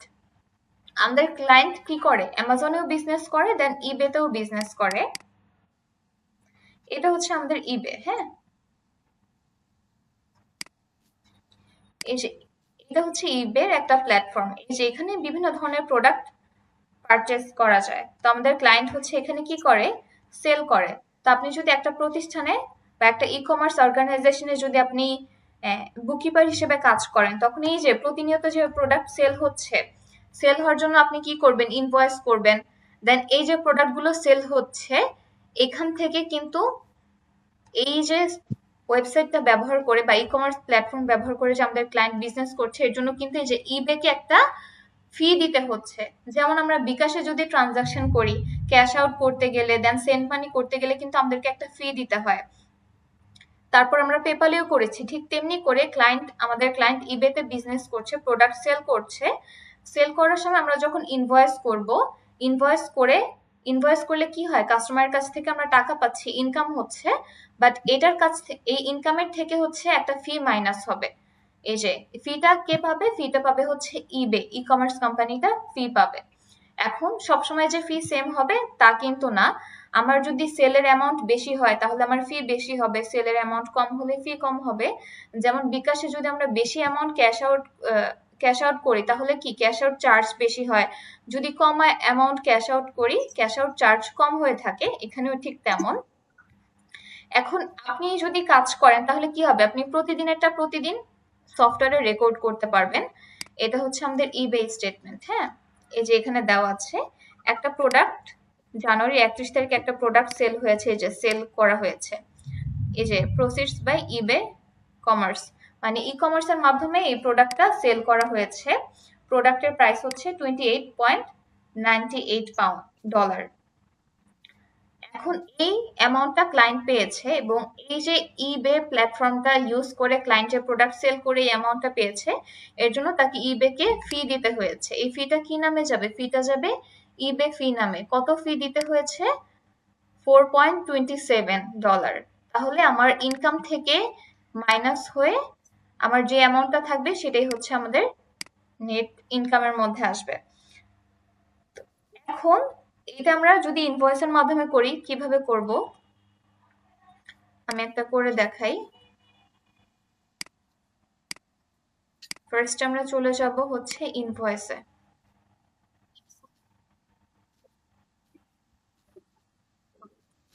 ইনভয়েসে যাওয়ার পর কাস্টমার সিলেক্ট করতে হবে। আমার কাস্টমার, এই যে কাস্টমারকে, এই যে আমাদের এখানে একটা বায়ার আইডি দেওয়া আছে। হ্যাঁ, যে বাই করেছে তিনি হচ্ছে আমাদের কাস্টমার।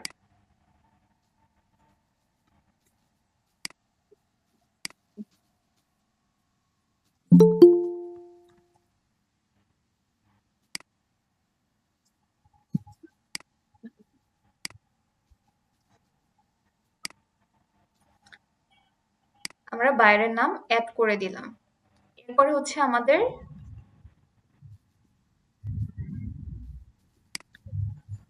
আমি এটা পুরোপুরি সেভ করব না, আপনাদের জাস্ট বোঝানোর জন্য দেখাচ্ছি। এরপর হচ্ছে আমরা প্রোডাক্টের এটা কত তারিখে করেছে, জানুয়ারির 31-এ, তাহলে আমাদের ডেট হবে জানুয়ারির 31।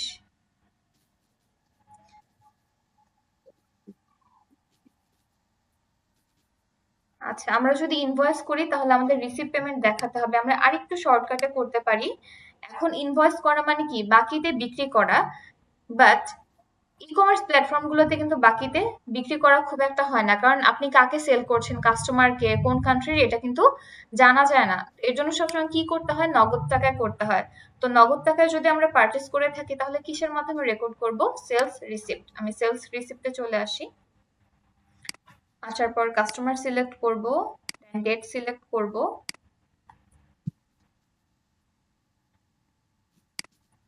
করার পর আমাকে প্রোডাক্ট অ্যাড করতে হবে।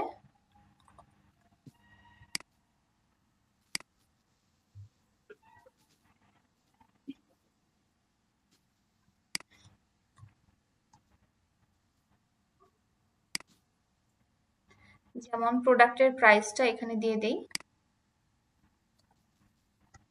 এটা হচ্ছে আমার প্রোডাক্টের প্রাইস।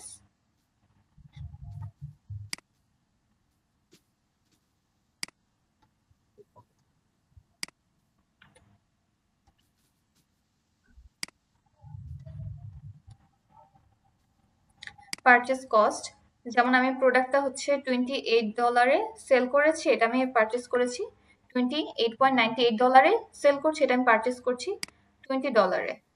এখন আমি এটা 7 ক্লোজ করে দিলাম। এই যে আমার কোয়ান্টিটি 1, রেট চলে এসেছে, অ্যামাউন্ট চলে এসেছে। এখন এই যে আমার ক্লায়েন্ট এই প্রোডাক্টটা যে সেল করেছে, এই প্রোডাক্টের টোটাল অ্যামাউন্টটাই কিন্তু আমার ক্লায়েন্ট পায়নি। এর জন্য কি হয়েছে, ইবেকে ফি দিতে হয়েছে। এই যে ফি দিতে হয়েছে, কত ফি দিতে হয়েছে, 4.27। তাহলে এই ফি এর অ্যামাউন্টটা কি মাইনাস হয়ে যাবে। তাহলে এখানে আমি হচ্ছে একটা ফি অ্যাড করব সার্ভিসের আন্ডারে।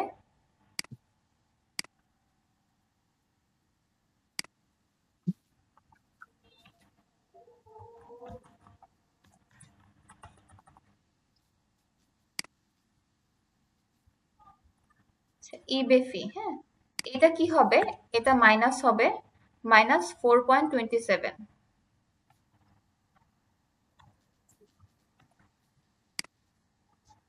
তাহলে এই যে এই অ্যামাউন্ট এসেছে 24.71, 24 এই যে 24.71। এই অ্যামাউন্টটা হিট করেছে কোথায়, হিট করেছে ক্লায়েন্টের হচ্ছে ইবে হোল্ডিং অ্যাকাউন্টে হিট করেছে। এখন আমরা একটা হোল্ডিং অ্যাকাউন্ট অ্যাড করব, ইবে হোল্ডিং অ্যাকাউন্ট, যেমনটা হচ্ছে আমরা অ্যামাজনের জন্য করেছিলাম। এখন আমি এখানে ক্লিক করব, অ্যাড নিউ অ্যাকাউন্ট, নেম হবে হচ্ছে ইবে হোল্ডিং অ্যাকাউন্ট।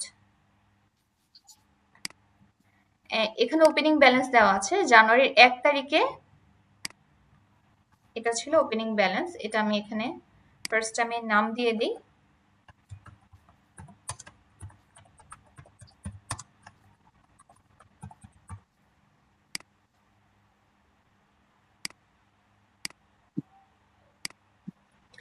ব্যালেন্স দিতে হবে, দেন অ্যাজ অফ ডেট।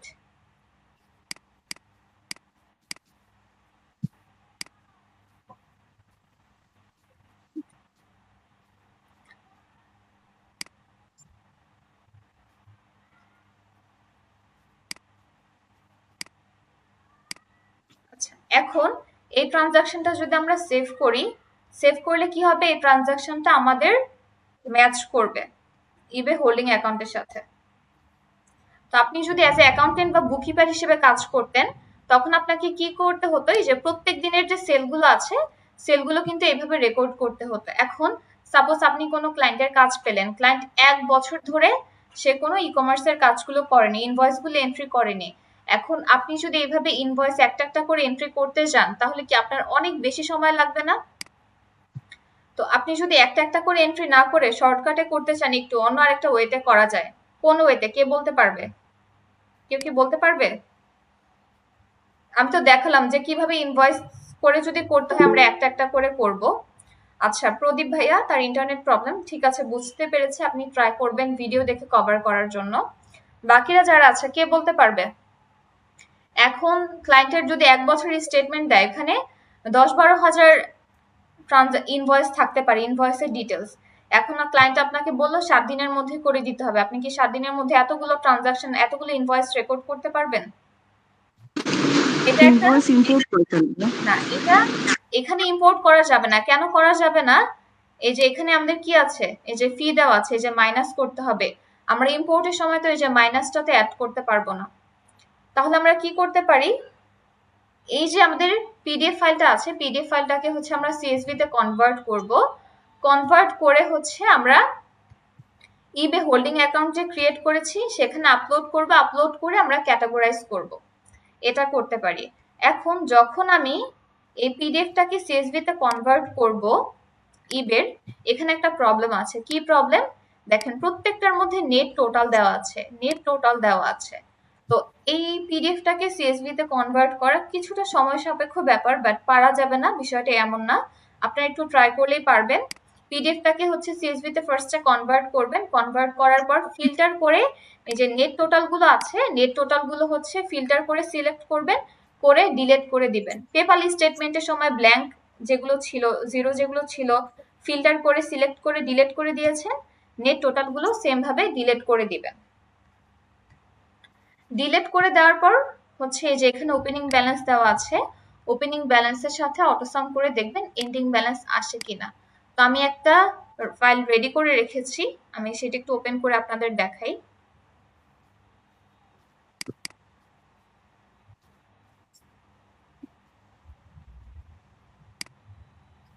এই যে এটা হচ্ছে আমার ইবের হোল্ডিং অ্যাকাউন্ট। হ্যাঁ, আমরা যখন পেপালে করেছি, হ্যাঁ আমাদের পেপালে কি হয়েছে, প্রত্যেকটা ট্রানজাকশনের এগেইনস্টে কি একটা ফি ছিল, পেপাল ফি।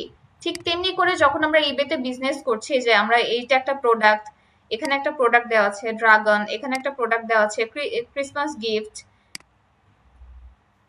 এই যে বিভিন্ন ধরনের প্রোডাক্ট দেওয়া আছে। এই যে প্রোডাক্টগুলো অ্যামাজনে সেল করা হয়েছে এর জন্য, সরি ইবেতে সেল করা হয়েছে এর জন্য ইবেকে কি করতে হয়েছে, ইবেকে একটা ফি দিতে হয়েছে। তাহলে এই অ্যামাউন্ট থেকে কি হবে, ফি গুলো মাইনাস হয়ে যাবে। তাহলে আমাদের এই অ্যামাউন্টটা আমার ইবেতে ডিপোজিট হবে। ডিপোজিট হওয়ার পর যদি আমি ফিটা মাইনাস করে দিই, তাহলে যে ব্যালেন্সটা থাকে সেটা আমরা পাবো। এটা আমরা ইম্পোর্ট করে করব। এন্ড এই যে আমার ওপেনিং ব্যালেন্সে আমি অটোসাম করার পর আমার এন্ডিং ব্যালেন্সটা এসেছে। আমরা একটু স্টেটমেন্টে চলে যাই। এই যে আমাদের ওপেনিং ব্যালেন্স অটোসাম করার পর আমাদের এন্ডিং ব্যালেন্সটা এসেছে। এর মধ্যে এখানে দেওয়া আছে পে আউট। হ্যাঁ, পে আউট মানে হচ্ছে এই পেমেন্টটা ট্রান্সফার করে অন্য অ্যাকাউন্টে নিয়ে যাওয়া হয়েছে। আমাদের এখানে অ্যামাজন স্টেটমেন্টে চলে যাই। এই যে অ্যামাজনে যেটা ট্রান্সফার, এই যে অ্যামাজনে এই অ্যামাউন্টটা কি দেখাচ্ছে, ট্রান্সফার। অ্যামাজনে যেটা ট্রান্সফার ইবে স্টেটমেন্টে সেটার নাম কি, পে আউট। এরপর দেখা যাচ্ছে এখানে অর্ডার, টোটাল ইবেতে আমরা যে ক্লায়েন্টের কাজ করছি টোটাল ইবেতে কি পরিমাণ অর্ডার পেয়েছে। দেন এরপর রিফান্ড, রিফান্ড কি, যেমন রিফান্ড অর্ডার যখন করে, প্রোডাক্ট যখন সেল করে ক্লায়েন্টের ইনকাম হয়, আবার যখন রিফান্ড চলে আসে তখন সেটা এক্সপেন্স হয়। তখন কি হবে, যে অর্ডার থেকে রিফান্ডটা আমাদের মাইনাস হবে। সাপোজ আপনি দারাজে কোনো প্রোডাক্ট পারচেস করলেন, হ্যাঁ, এবং তাকে পেমেন্ট করে দিলেন, তাহলে দারাজের সেই সেলার কি করলো, প্রোডাক্ট সেল করলো, এরপর দেখা গেল প্রোডাক্ট ড্যামেজ, এর জন্য আপনি কি করে দিলেন, প্রোডাক্ট হচ্ছে রিটার্ন করে দিলেন এবং আপনাকে টাকাটা রিফান্ড করে দিল। তাহলে কি হয়েছে, ফার্স্টে তার অ্যাকাউন্টে হিট করেছিল, আবার এখান থেকে রিফান্ড করে দেওয়ার কারণে মাইনাস হয়ে গিয়েছিল। কুইকবুকসেও কিন্তু আমরা হচ্ছে ইনভয়েসের ক্ষেত্রে এই কাজটা করেছিলাম, মনে আছে কি আপনাদের? আমি একটু দেখাই। যেমন আমরা যদি এখানে ক্লিক করি, এই যে রিফান্ড রিসিপ্ট, হ্যাঁ, আমরা যদি সেল করার পর কোনো প্রোডাক্ট যদি রিটার্ন চলে আসে এবং আমরা যদি অ্যামাউন্ট রিফান্ড করে দেই, অ্যামাউন্টটা তাকে ফেরত দিয়ে দিই, তখন আমরা কিসের মাধ্যমে রেকর্ড করি, রিফান্ড রিসিপ্ট। তার মানে যখন আমি সেল করছি অ্যামাউন্ট পাচ্ছি, ইনকাম হচ্ছে, আবার যখন আমি তাকে রিফান্ড করে দিচ্ছি তখন এটা কিন্তু আমার এক্সপেন্স হচ্ছে। তো এই হচ্ছে আমাদের অর্ডার এবং রিফান্ড, এই দুইটা বুঝতে পেরেছেন। দেন হচ্ছে পেমেন্ট দেওয়া আছে, এটাতে কিছু নেই। দেন শিপিং কস্ট, এরপর হচ্ছে ট্রান্সফার দেওয়া আছে, ট্রান্সফার করা হয়েছে। দেন আদার্স কিছু ফি দেওয়া আছে, others expense, adjustment, purchase charge, এখানে আর কোনো কিছু দেওয়া নেই।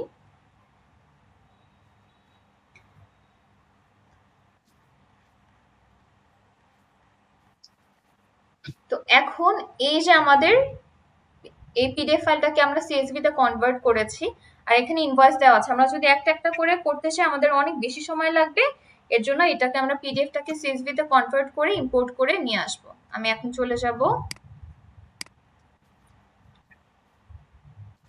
ট্রানজাকশনের আন্ডারে bank transaction.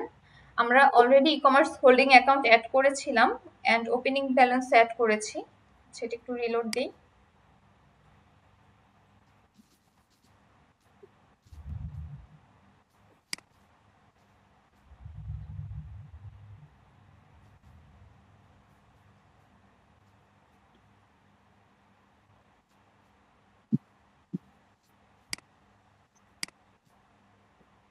Upload from file, select file,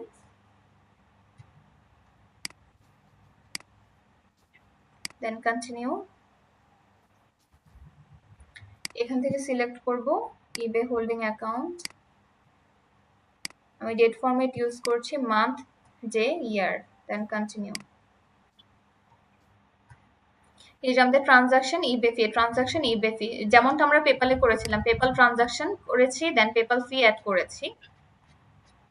সবগুলো আমি সিলেক্ট করলাম। আচ্ছা, এই দুইটা এমন কেন দেখাচ্ছে? এটা হচ্ছে এই যে আমাদের, আমি এখানে অ্যাড করেছিলাম এই যে ওপেনিং ব্যালেন্স আর এন্ডিং ব্যালেন্স, তো এর জন্য এই দুইটা আমি সিলেক্ট করলাম না, টিকমার্ক উঠিয়ে দিলাম, দেন আমি কন্টিনিউতে ক্লিক করব।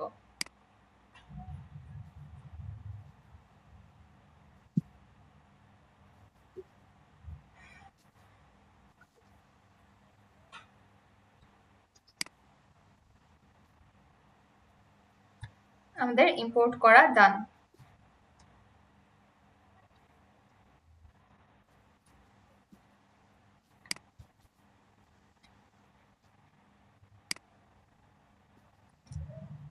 এখন আমাদের এখানে কিছু ট্রান্সফার দেখাচ্ছে, যেমন মানি ইনে চলে যাই,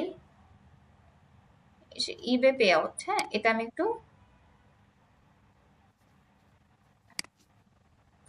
আরেকটু শর্টকাট করি।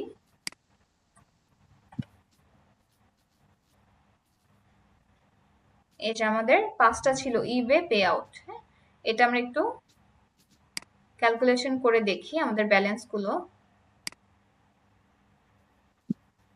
আমরা ক্যালকুলেটর অন করি।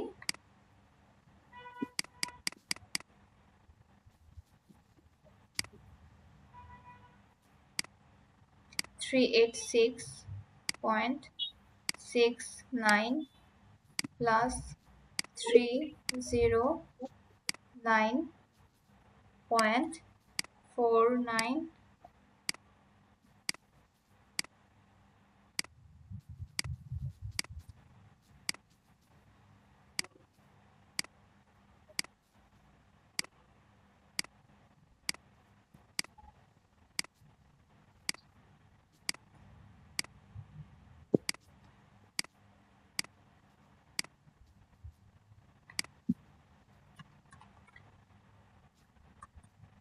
এবার আমরা একটু ইবে স্টেটমেন্টে চলে যাই। এই যে পে আউট, আমি কি বলেছি, অ্যামাজনে যেটা ট্রান্সফার ইবেতে সেটা পে আউট। এই যে এই অ্যামাউন্টটা পে আউট হয়েছে, এই যে দুইটা কি ম্যাচ করেছে? এটা ট্রান্সফার হয়ে এই যে মাইনাস দেখাচ্ছে, তার মানে আমি ইবে থেকে এই অ্যামাউন্টটা ট্রান্সফার করে কোথায় নিয়েছি? ট্রান্সফার করে নিয়েছি শপি চেকিং অ্যাকাউন্টে। সো এটা আমরা রেকর্ড করব। এই যে আমি যদি এইভাবে রেকর্ড করি তাহলে হচ্ছে আমাদের একটা ভ্যাটের কলাম চলে আসবে। এর জন্য যেগুলো ট্রান্সফার হবে আমরা চেষ্টা করব সেগুলো ম্যানুয়ালি রেকর্ড করার জন্য। Record as transfer, transfer from এই যে ইবে হোল্ডিং অ্যাকাউন্ট, ইবে হোল্ডিং অ্যাকাউন্ট থেকে ট্রান্সফার হয়ে এসেছে।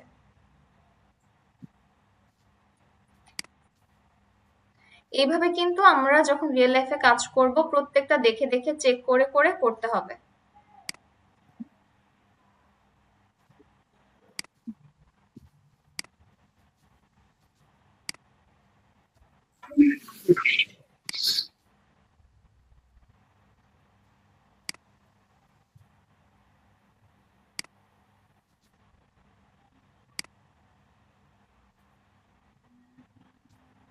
তাহলে এই যে আমাদের মানি ইন ডান। আমরা এবার একটু ইবে হোল্ডিং অ্যাকাউন্টে চলে যাই। আচ্ছা, এখানে আসার পর মানি আউটে চলে যাই। মানি আউটের মধ্যে আমাদের এখানে কি কি আছে, যেমন একটা হচ্ছে এই যে ইবে ফি যেগুলো ছিল, এই যে এখানে যে ফি গুলো ছিল প্রত্যেকটা ট্রানজাকশনের এগেইনস্টে ফি গুলো কি মানি আউট হয়ে গিয়েছে। এগুলো আমরা কিভাবে অ্যাড করতে পারি, ইবে ফি নামে অ্যাড করতে পারি।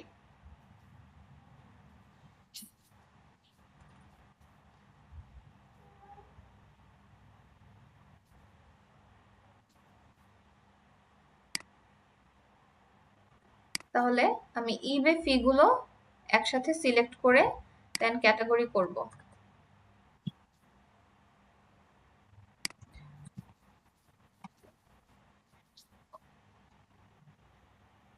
এই যে আমার যতগুলো ইবে ফিস ছিল সব কিন্তু এই যে এখানে চলে এসেছে।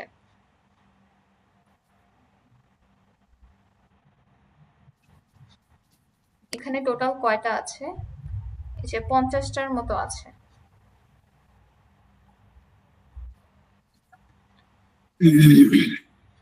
এগুলো সব এই যে অ্যামাউন্ট গুলো আছে সবই কিন্তু হচ্ছে ফি। ক্লায়েন্ট হচ্ছে প্রোডাক্ট সেল করেছে, এর জন্য ইবেকে ফি দিতে হয়েছে। পেপালে যেমন আমরা করেছি, পেপালে ট্রানজাকশনের এগেইনস্টে ফি দিতে হয়েছে, ঠিক তেমনি এই যে ফি গুলো, এই যে প্রত্যেকটা যে ফি আছে সেলস এর সাথে, এখন এগুলো আমরা ক্যাটাগরি করছি। তো এটার নাম দিব হচ্ছে আমরা ইবে ফি। ট্রানজাকশন টাইপ, এটা ট্রানজাকশন টাইপ হচ্ছে এক্সপেন্স অ্যাকাউন্ট। আচ্ছা, অ্যাকাউন্ট নিয়ে আমরা নতুন করে অ্যাড করে নিই।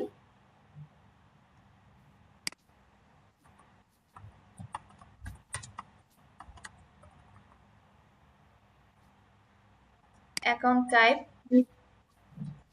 এক্সপেন্স। এটা কি কমিশন দিতে হয়েছে আমাদের ইবেকে।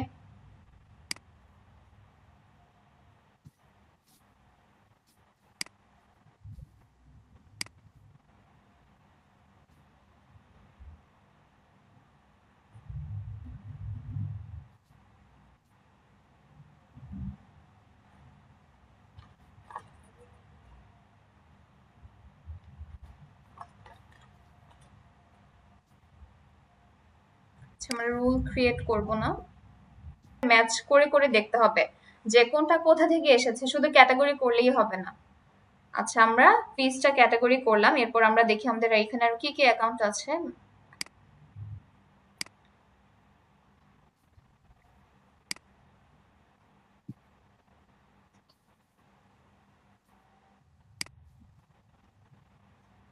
আচ্ছা, এটা আমরা ক্যাটাগরি করলাম, এটা মেবি হয়নি, আমি আবার সিলেক্ট করে করছি। আচ্ছা, আজকে বৃষ্টির কারণে নেটে একটু প্রবলেম হচ্ছে, তো এর জন্য একটু সময় নিচ্ছে। যখন নেটে প্রবলেম হবে, দেখা যায় একটা ট্রানজাকশনের সাথে আরেকটা ট্রানজাকশন কি পেয়ার হয়, যেটা এক অ্যাকাউন্ট থেকে আরেক অ্যাকাউন্টে ট্রান্সফার হবে। যখন নেট প্রপারলি কাজ করবে না তখন কিন্তু আপনার এটা ট্রান্সফার দেখাবে না।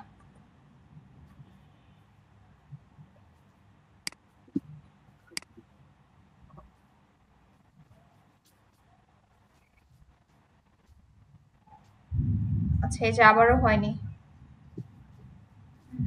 আচ্ছা, এখন হয়েছে। হ্যাঁ, এখন হয়েছে। এরপর হচ্ছে আমরা আরো দেখি কি কি আছে।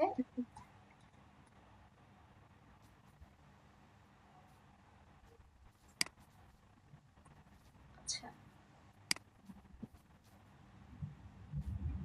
আচ্ছা, সেন্ড টু,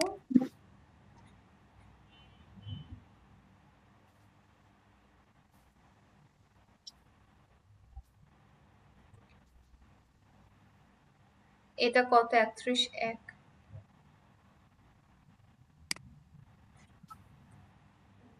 আচ্ছা, এগুলো আমাদের ম্যাচ দেখাতে হবে।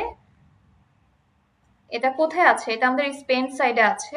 তার মানে এই অ্যাকাউন্ট থেকে আমরা অন্য একটা অ্যাকাউন্টে ট্রান্সফার করেছি। কোন অ্যাকাউন্ট, এই যে 2133, যেটা কিছুক্ষণ আগে আমরা ট্রান্সফার দেখেছি। তাহলে আবার যদি এখন আমরা কি দেখাবো, এটা আমরা ম্যাচ দেখাবো।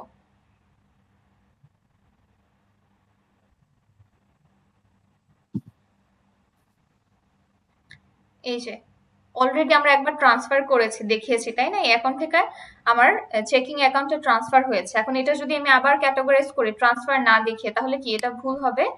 তো এই জন্য এটা আমাদের ট্রান্সফার রেকর্ড করতে হবে। তো এই রিলেটেড যে কয়েকটা আছে,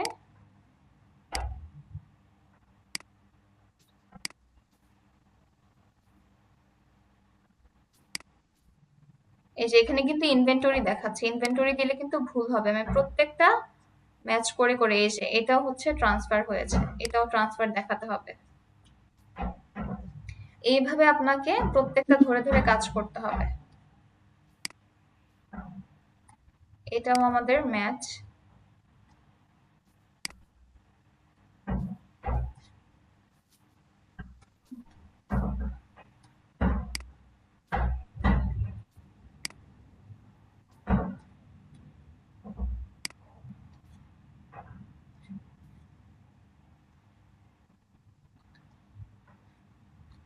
আচ্ছা, আমাদের এখানে আর আছে, হ্যাঁ এই যে আরেকটা আছে। এটা কোনটা ম্যাচ করছে বুঝতে পারছেন? কিছুক্ষণ আগেই যে আমরা একটা একটা করে ট্রান্সফার দেখিয়েছিলাম, সেগুলো এখন আমরা ম্যাচ করে দিচ্ছি।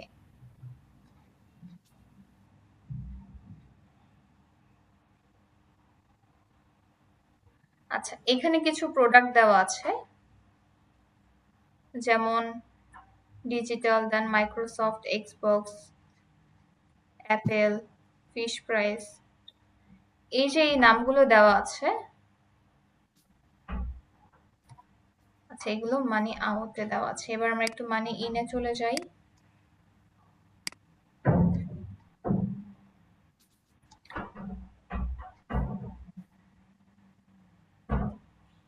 এই যে এটাও হচ্ছে আমাদের ট্রান্সফার হবে।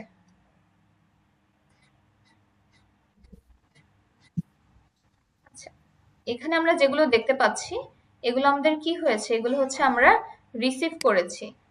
এখন এগুলো আমরা কিভাবে রিসিভ করেছি? আমরা প্রোডাক্ট সেল করে রিসিভ করেছি। এই যে ডিটেলস গুলো আছে, এটা যদি আমরা একটু ইবি স্টেটমেন্টে চলে যাই, এই যে এখানে হচ্ছে আপনি যদি ডিটেলস গুলোর সাথে ম্যাচ করেন তাহলে মিল পাবেন।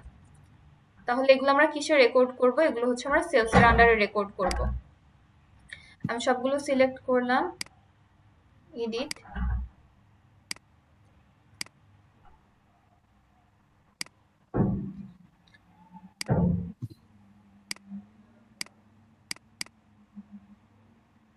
সেগুলো আমাদের ডিপোজিট হয়েছে।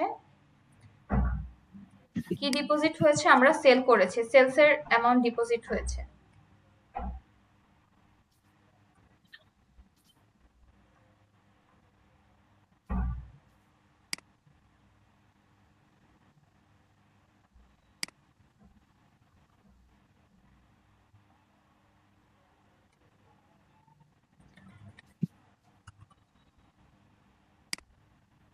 আচ্ছা, আমরা একটা চার্ট অফ অ্যাকাউন্ট ক্রিয়েট করে নিই।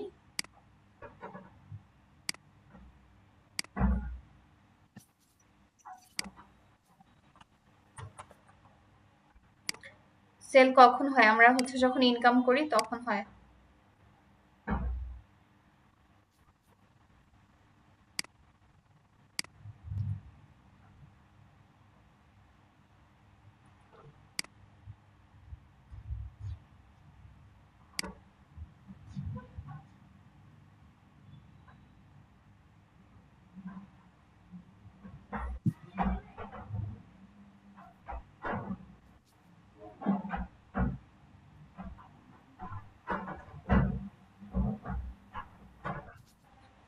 এই যে আমরা সেলস গুলো অ্যাড করেছি।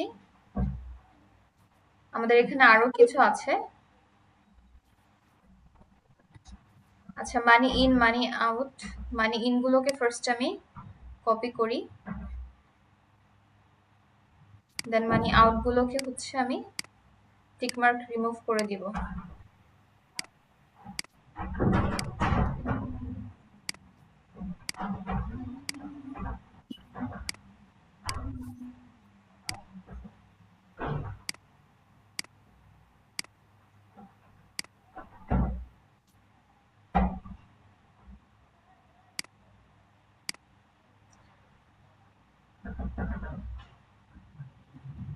আচ্ছা, অনেক ট্রানজাকশন যেহেতু ক্যাটাগরি করতে হবে, আমি একটু তাড়াতাড়ি করছি। আপনারা যখন করবেন প্রত্যেকটা দেখে দেখে দেন।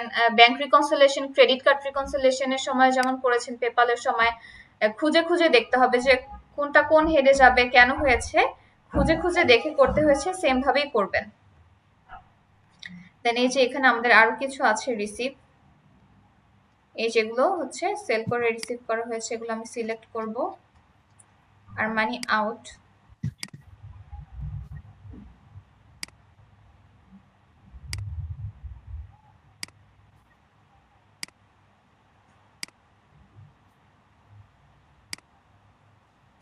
আচ্ছা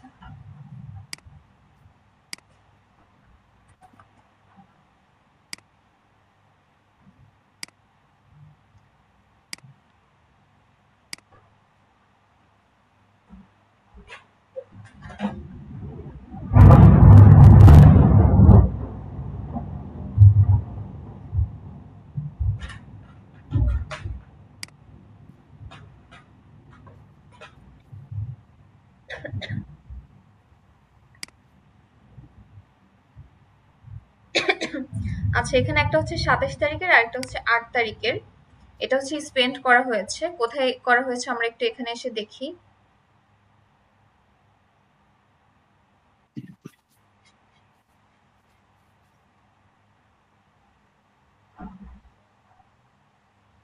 এই যে 27 তারিখে এটা ছিল, এটাও কি হবে, এটাও ফিসের মধ্যে যাবে। আমরা একটু অ্যামাউন্টটা ম্যাচ করি। আচ্ছা, 1.85 ছিল।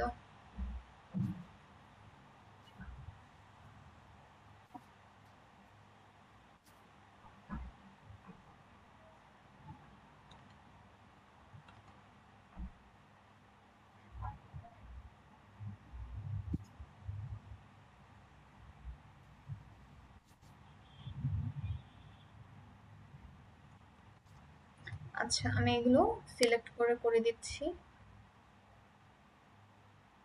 এগুলো আমরা স্পেন্ড করেছি।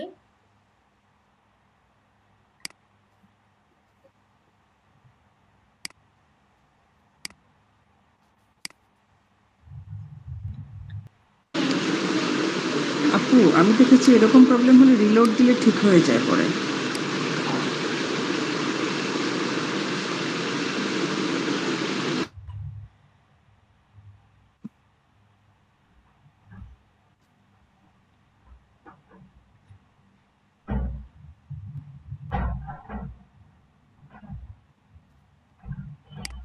আচ্ছা, এবার আমরা একটু শপি চেকিং অ্যাকাউন্টে চলে আসি।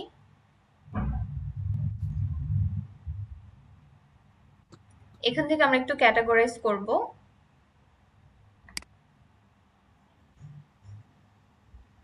এখানে যেমন ইনটুইট দেওয়া আছে, হ্যাঁ, ইনটুইটটা কিসের আন্ডারে যাবে? সাবস্ক্রিপশন। যেমন আমার এই ক্লায়েন্ট, তার ইনটুইট কোম্পানিতে হচ্ছে আমরা কাজ করছি, যে ইনটুইটে কুইকবুকস কোম্পানিতে অ্যাকাউন্ট, মানে কুইকবুকস অ্যাকাউন্টে কোম্পানি ক্রিয়েট করে কাজ করছে, তাহলে ইনটুইটকে প্রতি মাসে মাসে সাবস্ক্রিপশন ফি দিতে হবে। তাহলে এই এক্সপেন্সটা কোথায় যাবে? এক্সপেন্সটা যাবে হচ্ছে সাবস্ক্রিপশনে। সো এটা আমরা দেখে সহজেই বুঝতে পারলাম, কারণ এই হেডটার সাথে, এটার সাথে আমরা পরিচিত। দেন এমন অনেক আছে, যেমন এখানে মেট্রো আছে, বাট এখানে ব্যাংক চার্জ এন্ড ফিস দেওয়া আছে, বাট মেট্রোর জন্য কি ব্যাংক চার্জ ফি হবে? মেট্রোর জন্য কি হবে? ট্রাভেল এক্সপেন্স হবে। তো মেট্রো রিলেটেড যতগুলো আছে আমি একটু শর্ট করে সিলেক্ট করে নিই। ফার্স্টে কপি করলাম। এই সবগুলোই কি আমার স্পেন্ড হচ্ছে, তার মানে আমার অ্যাকাউন্ট থেকে টাকা চলে যাচ্ছে, এগুলো হবে মানি আউট। আচ্ছা,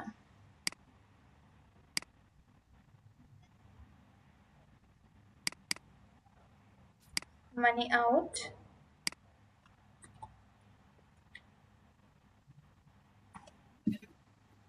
এই যে আমার যতগুলো মেট্রো ছিল সব চলে এসেছে। এখন এগুলোকে আমি একসাথে সিলেক্ট করব। ইডিট, এটা কি হয়েছে? এটা এক্সপেন্স হয়েছে।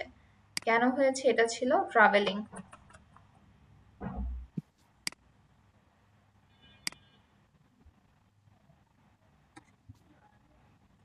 এরপর এটা আমি ক্রস করে দেই।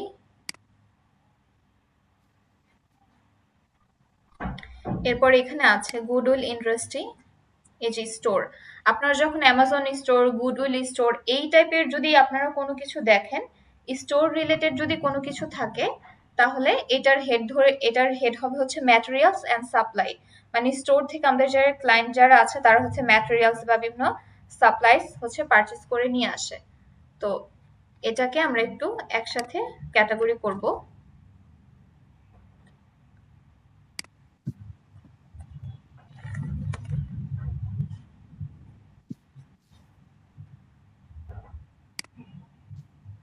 আচ্ছা, যদি আমার client materials and supplier purchase করে নিয়ে আসে, তাহলে ক্লায়েন্টের কি হবে?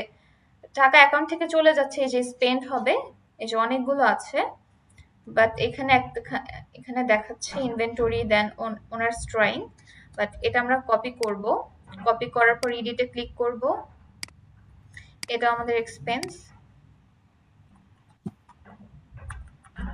আচ্ছা, এই নামের কোনো হেড নেই, আমরা চার্ট অফ অ্যাকাউন্টে অ্যাড করে নিব।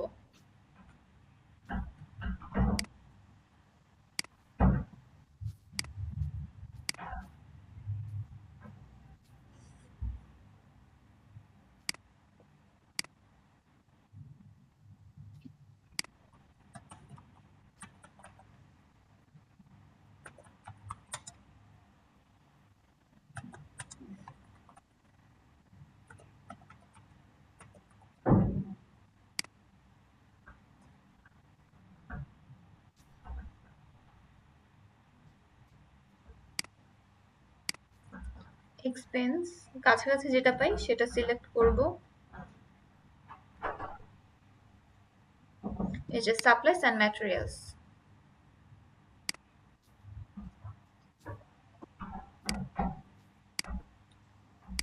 Apply and accept।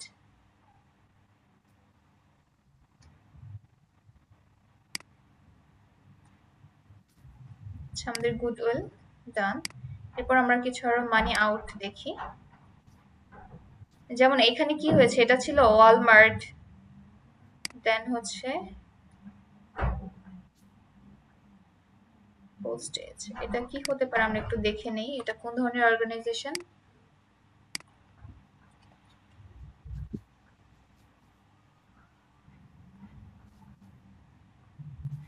আচ্ছা, এখানে অ্যাকাউন্ট ক্রিয়েট করতে হবে।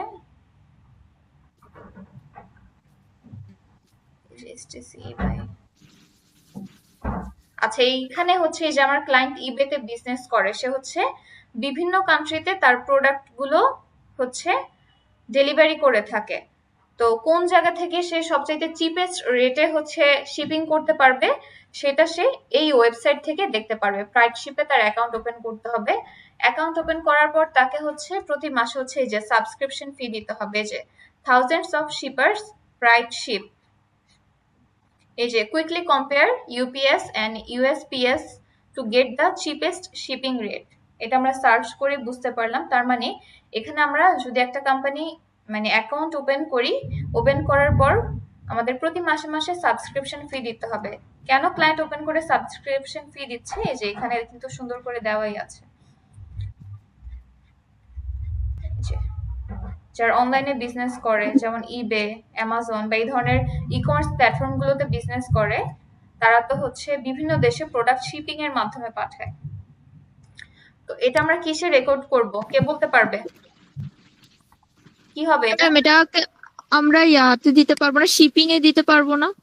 না, এটা শিপিং এ কেন দিব? এখান থেকে জাস্ট আমি শিপিং এর রেট দিচ্ছি, যে কোন শিপিং এর মাধ্যমে আমি কম রেটে করতে পারবো। করতে হবে, এটা সাবস্ক্রিপশন হবে। হ্যাঁ, এটা আমি সবগুলো কপি করলাম। এডিট, ট্রানজাকশন টাইপ, এক্সপেন্স, এখানে এটা আমার হবে সাবস্ক্রিপশন।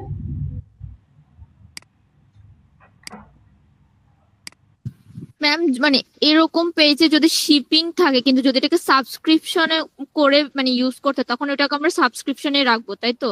এরকম পেজে কি, আচ্ছা আপনি হয়তো বুঝতে পারেন, আমি যখন এটাতে গেলাম, এখানে হচ্ছে আমরা একটা ক্লায়েন্ট হচ্ছে একটা অ্যাকাউন্ট ওপেন করে, অ্যাকাউন্ট ওপেন করার পর প্রতি মাসে মাসে ক্লায়েন্টকে সাবস্ক্রিপশন ফি দিতে হয়। যেমন আমরা কি করি, আমরা যদি নেটফ্লিক্স নেই, নেটফ্লিক্স আমরা যদি কোনো ড্রামা বা সিরিজ এগুলো দেখি, তখন আমাদের কি করতে হয়, প্রতি মাসে মাসে সাবস্ক্রিপশন ফি দিতে হয়। তো ক্লায়েন্ট হচ্ছে এখানে প্রতি মাসে মাসে সাবস্ক্রিপশন ফি দেয়। এর বিনিময়ে ক্লায়েন্ট এখান থেকে দেখতে পারে যে সবচাইতে চিপেস্ট রেটে সে কোন শিপিং এর মাধ্যমে প্রোডাক্ট ডেলিভারি করতে পারবে। এতে করে কি হয়, ক্লায়েন্টের শিপিং কস্ট বেঁচে যায় অনেকটা। এটা হচ্ছে সাবস্ক্রিপশনের আন্ডারে যাবে।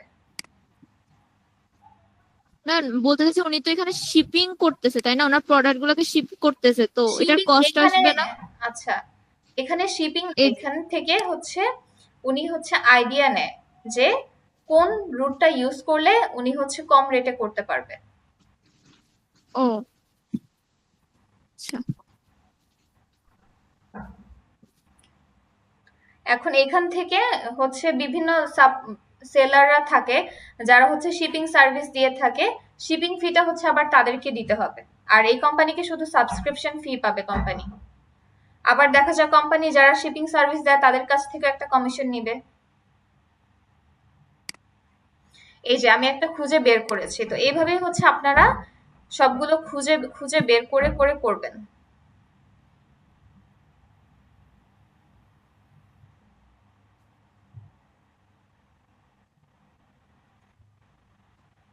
তো যেহেতু আমাদের একটু টাইম কম, আমি সবগুলো মানি আউট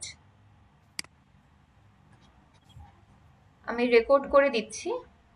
বাট আপনারা যখন করবেন আপনারা কিন্তু একটা একটা করে দেখে দেখে করবেন, ঠিক আছে?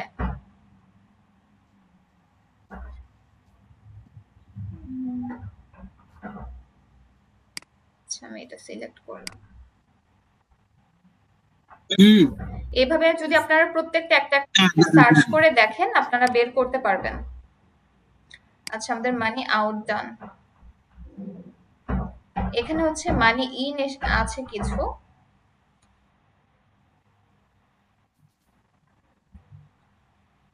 এটা আমরা কোথায় আছি, শপে, এখানে মানি ইন।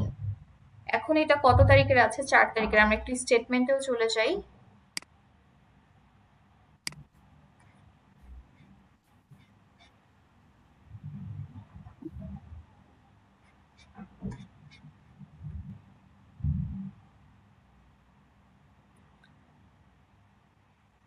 এই যে এই প্রোডাক্টগুলো হচ্ছে ক্লায়েন্ট সেল করেছে। হ্যাঁ, ক্লায়েন্ট এই প্রোডাক্টগুলো সেল করেছে। ক্লায়েন্ট যেমন অ্যামাজনে বিজনেস করে, দেন ই কমার্সে করে, ঠিক তেমনি অন্য যে এই প্ল্যাটফর্মটাতে হচ্ছে ক্লায়েন্ট বিজনেস করে সেল করেছে। আমরা একটু সার্চ করে দেখি এটা কোন ধরনের সাইট। এখানে কি, এই যে প্যাঙ্গো বুকস। হ্যাঁ, এখানে কি করা যায়, বই পারচেসও করা যায় আবার সেলও করা যায়। এই যে, তাহলে এখানে আমরা যদি স্টেটমেন্টে চলে যাই, এখানে আমরা কি দেখতে পাচ্ছি, পঙ্গু বুক। এখানে আমরা ডিপোজিট হয়েছে, তার মানে ক্লায়েন্ট হচ্ছে এখানে বই সেল করেছে। যে সাইটটাতে হচ্ছে বুক সেল করে, তাহলে সেল করে তার ইনকাম হয়েছে, এটা সেলস অফ প্রোডাক্ট ইনকামে যাবে। এই যে এইভাবে প্রত্যেকটা খুঁজে খুঁজে বের করতে হবে। তাহলে এটা কোথায় যাবে, সেলস এর আন্ডারে যাবে। এই যে ক্লায়েন্ট বই সেল করেছে। তাহলে এই যে পঙ্গু বুক যেগুলো আছে আমরা এগুলো একটু কপি করে নিই।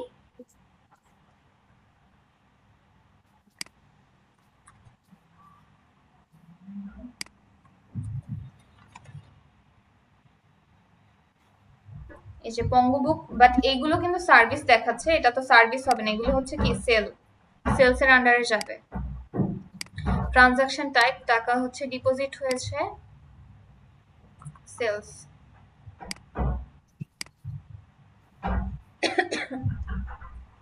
দেন আমরা একটু দেখি আর কি কি ট্রানজাকশন আছে।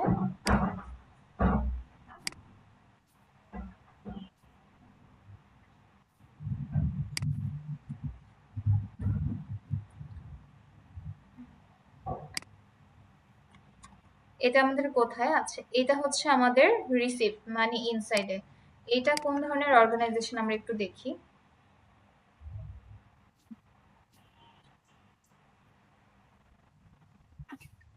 Your market place.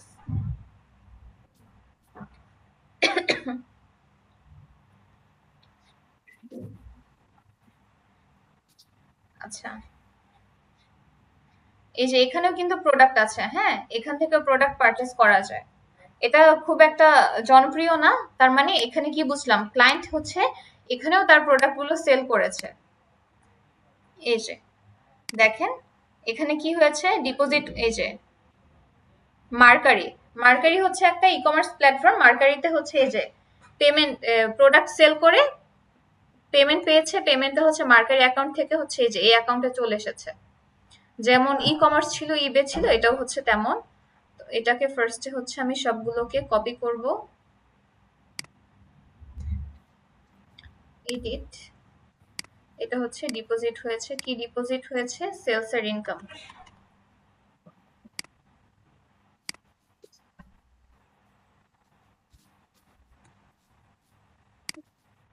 আমরা দেখি আরো কি কি আমাদের মানি ইন আছে। আচ্ছা, মানি ইন আমাদের নেই, আমাদের সবগুলো ক্যাটাগরি করা ডান। এটা হচ্ছে আমাদের ব্যালেন্স এসেছে, আমরা একটু চেক করে দেখি ঠিক আছে কিনা। আচ্ছা, এখন আমাদের ইবেতে কিছু আছে।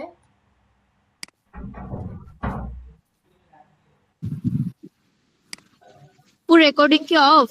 না না, অন করা আছে, আমি এটা অ্যাকসেপ্ট করি। আচ্ছা ডান, আমাদের কিন্তু সব ক্যাটাগরি করা ডান, তাই না? এখন হচ্ছে আমরা এই যে রিকনসাইল প্যানেলে চলে এসেছি। ফার্স্টে হচ্ছে আমি এই যে অ্যাকাউন্ট সিলেক্ট করি, শপে সেভিংস অ্যাকাউন্ট সিলেক্ট করব, এটার এন্ডিং ব্যালেন্স দিতে হবে।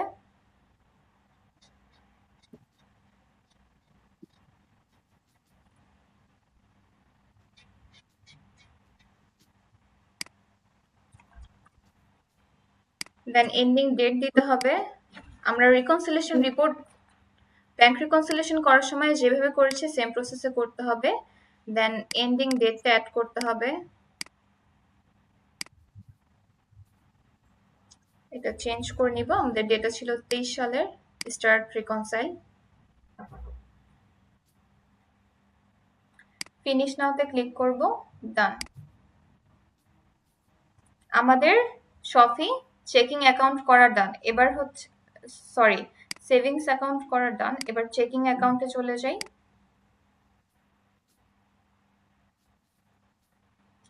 আচ্ছা, এখানেও হচ্ছে এই যে আমি অ্যাড করে দিয়েছিলাম, আমি এই যে ওপেনিং ব্যালেন্স অ্যাড করে দিয়েছি, এন্ডিং ডেট অ্যাড করে দিয়েছি। এই যে ডেটটা চেঞ্জ হয়ে গিয়েছে, এটা 23। সেভ।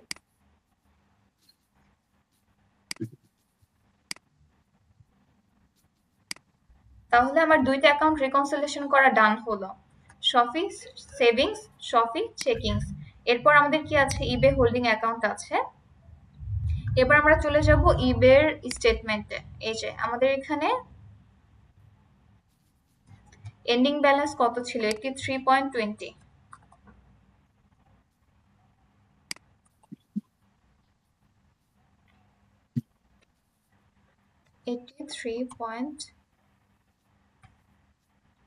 83.20। আমরা আবার একটু প্রি পয়েন্ট চেক করে নিই। হ্যাঁ ঠিক আছে, এবার ডেট সিলেক্ট করব।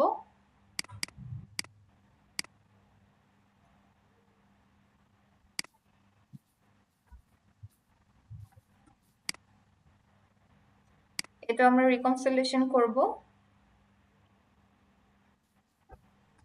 আমাদের কি এটাও ম্যাচ করেছে, ফিনিশ নাও।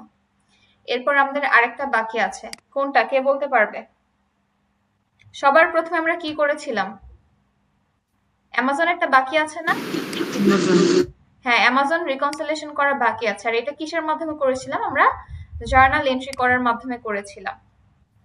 এখন আমি সিলেক্ট করব হচ্ছে অ্যামাজন হোল্ডিং অ্যাকাউন্ট। আমাকে এন্ডিং ব্যালেন্স দিতে হবে। এখন এন্ডিং ব্যালেন্সটা কোথায় পাবো, আমি চলে যাব চার্ট অফ অ্যাকাউন্টে। চার্ট অফ অ্যাকাউন্টে যাওয়ার পর অ্যামাজন হোল্ডিং অ্যাকাউন্টের ব্যাংক রেজিস্টারে যাব।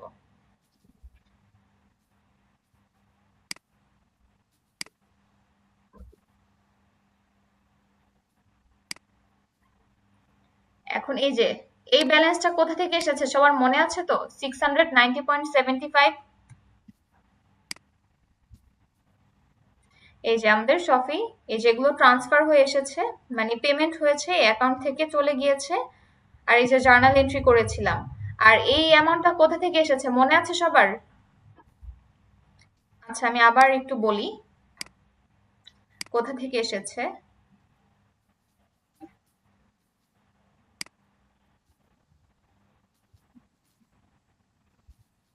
এই যে আমার ইনকাম ছিল 5965.40, এক্সপেন্স হচ্ছে 3446.53। এর মধ্যে এই অ্যামাউন্টটা অ্যামাজন হোল্ডিং অ্যাকাউন্টে ছিল, যেটা আমরা জার্নাল এন্ট্রি করেছিলাম। এর মধ্যে ক্লায়েন্ট হচ্ছে এই অ্যামাউন্টটা ট্রান্সফার করে শপি চেকিং অ্যাকাউন্টে নিয়ে গিয়েছে। এখন এইটা মাইনাস করার পর অবশিষ্ট যেই টাকাটা থাকে সেটাই কি হবে, আমার অ্যামাজনের এন্ডিং ব্যালেন্স হবে। আর এই মাসের এন্ডিং ব্যালেন্সটা কি হবে, পরবর্তী মাসে ওপেনিং ব্যালেন্স হবে। আর এই ব্যালেন্সটাই হচ্ছে আমার অ্যামাজন হোল্ডিং অ্যাকাউন্টে অবশিষ্ট রয়ে গিয়েছে। এই যে আমি হোল্ডিং অ্যাকাউন্টে এখন আছে, এই টাকাটা ট্রান্সফার করিনি। তো আমরা একটু দেখি আমাদের চার্ট অফ অ্যাকাউন্টের সাথে ম্যাচ করে ঠিক আছে কিনা।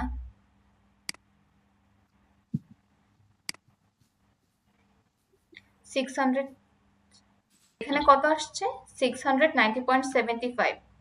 আর এই যে আমাদের ক্যালকুলেটরে কত এসেছে, 690.75। তাহলে কি ম্যাচ করেছে না? আমাদের ক্যালকুলেশন ঠিক আছে, বুঝেছেন সবাই? এখন কি ব্যাপার, কোনো রেসপন্স নেই কেন?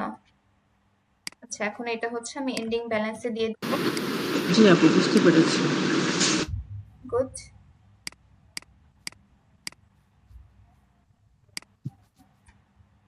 এটা হচ্ছে কত, 23 সাল হবে।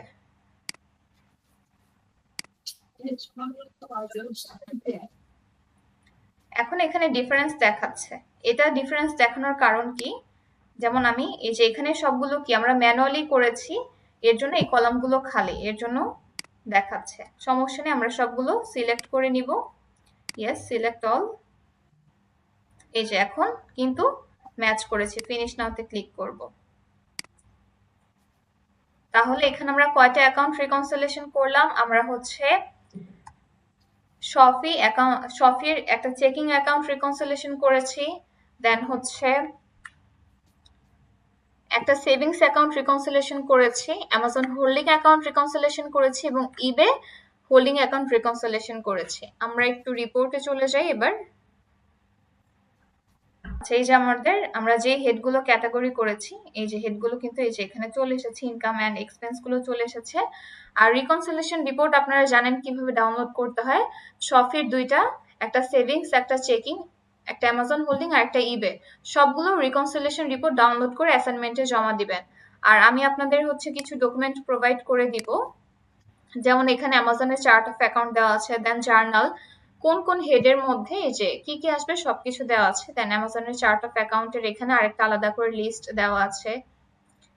এরপর হচ্ছে এখানে পিডিএফ স্টেটমেন্ট আছে, এখানে শপি ব্যাংকের দুইটা স্টেটমেন্ট আছে, জানুয়ারি ফেব্রুয়ারি। আপনারা হচ্ছে জানুয়ারি ফেব্রুয়ারি করবেন। এরপর ইবের দুইটা স্টেটমেন্ট আছে, জানুয়ারি ফেব্রুয়ারি এগুলোও করবেন। দেন অ্যামাজনেরও আছে, অ্যামাজনেরও আপনারা জানুয়ারি ফেব্রুয়ারি এই দুইটা করবেন। আপনারা যখন কোনো ক্লায়েন্টের কাজ করবেন, কোনো ক্লায়েন্টের যদি ই কমার্স বুককিপিং এর কাজ পান, বর্তমানে কিন্তু ই কমার্স বুককিপিং এর উপর ভালো কাজ পাওয়া যায়, এটার মোটামুটি ভালো ডিমান্ড আছে। আর ফাইবারে এটা নিয়ে আপনারা আলাদা একটা গিগ ওপেন করতে পারবেন, গিগ আপলোড করতে পারবেন ই কমার্স বুককিপিং এর উপর।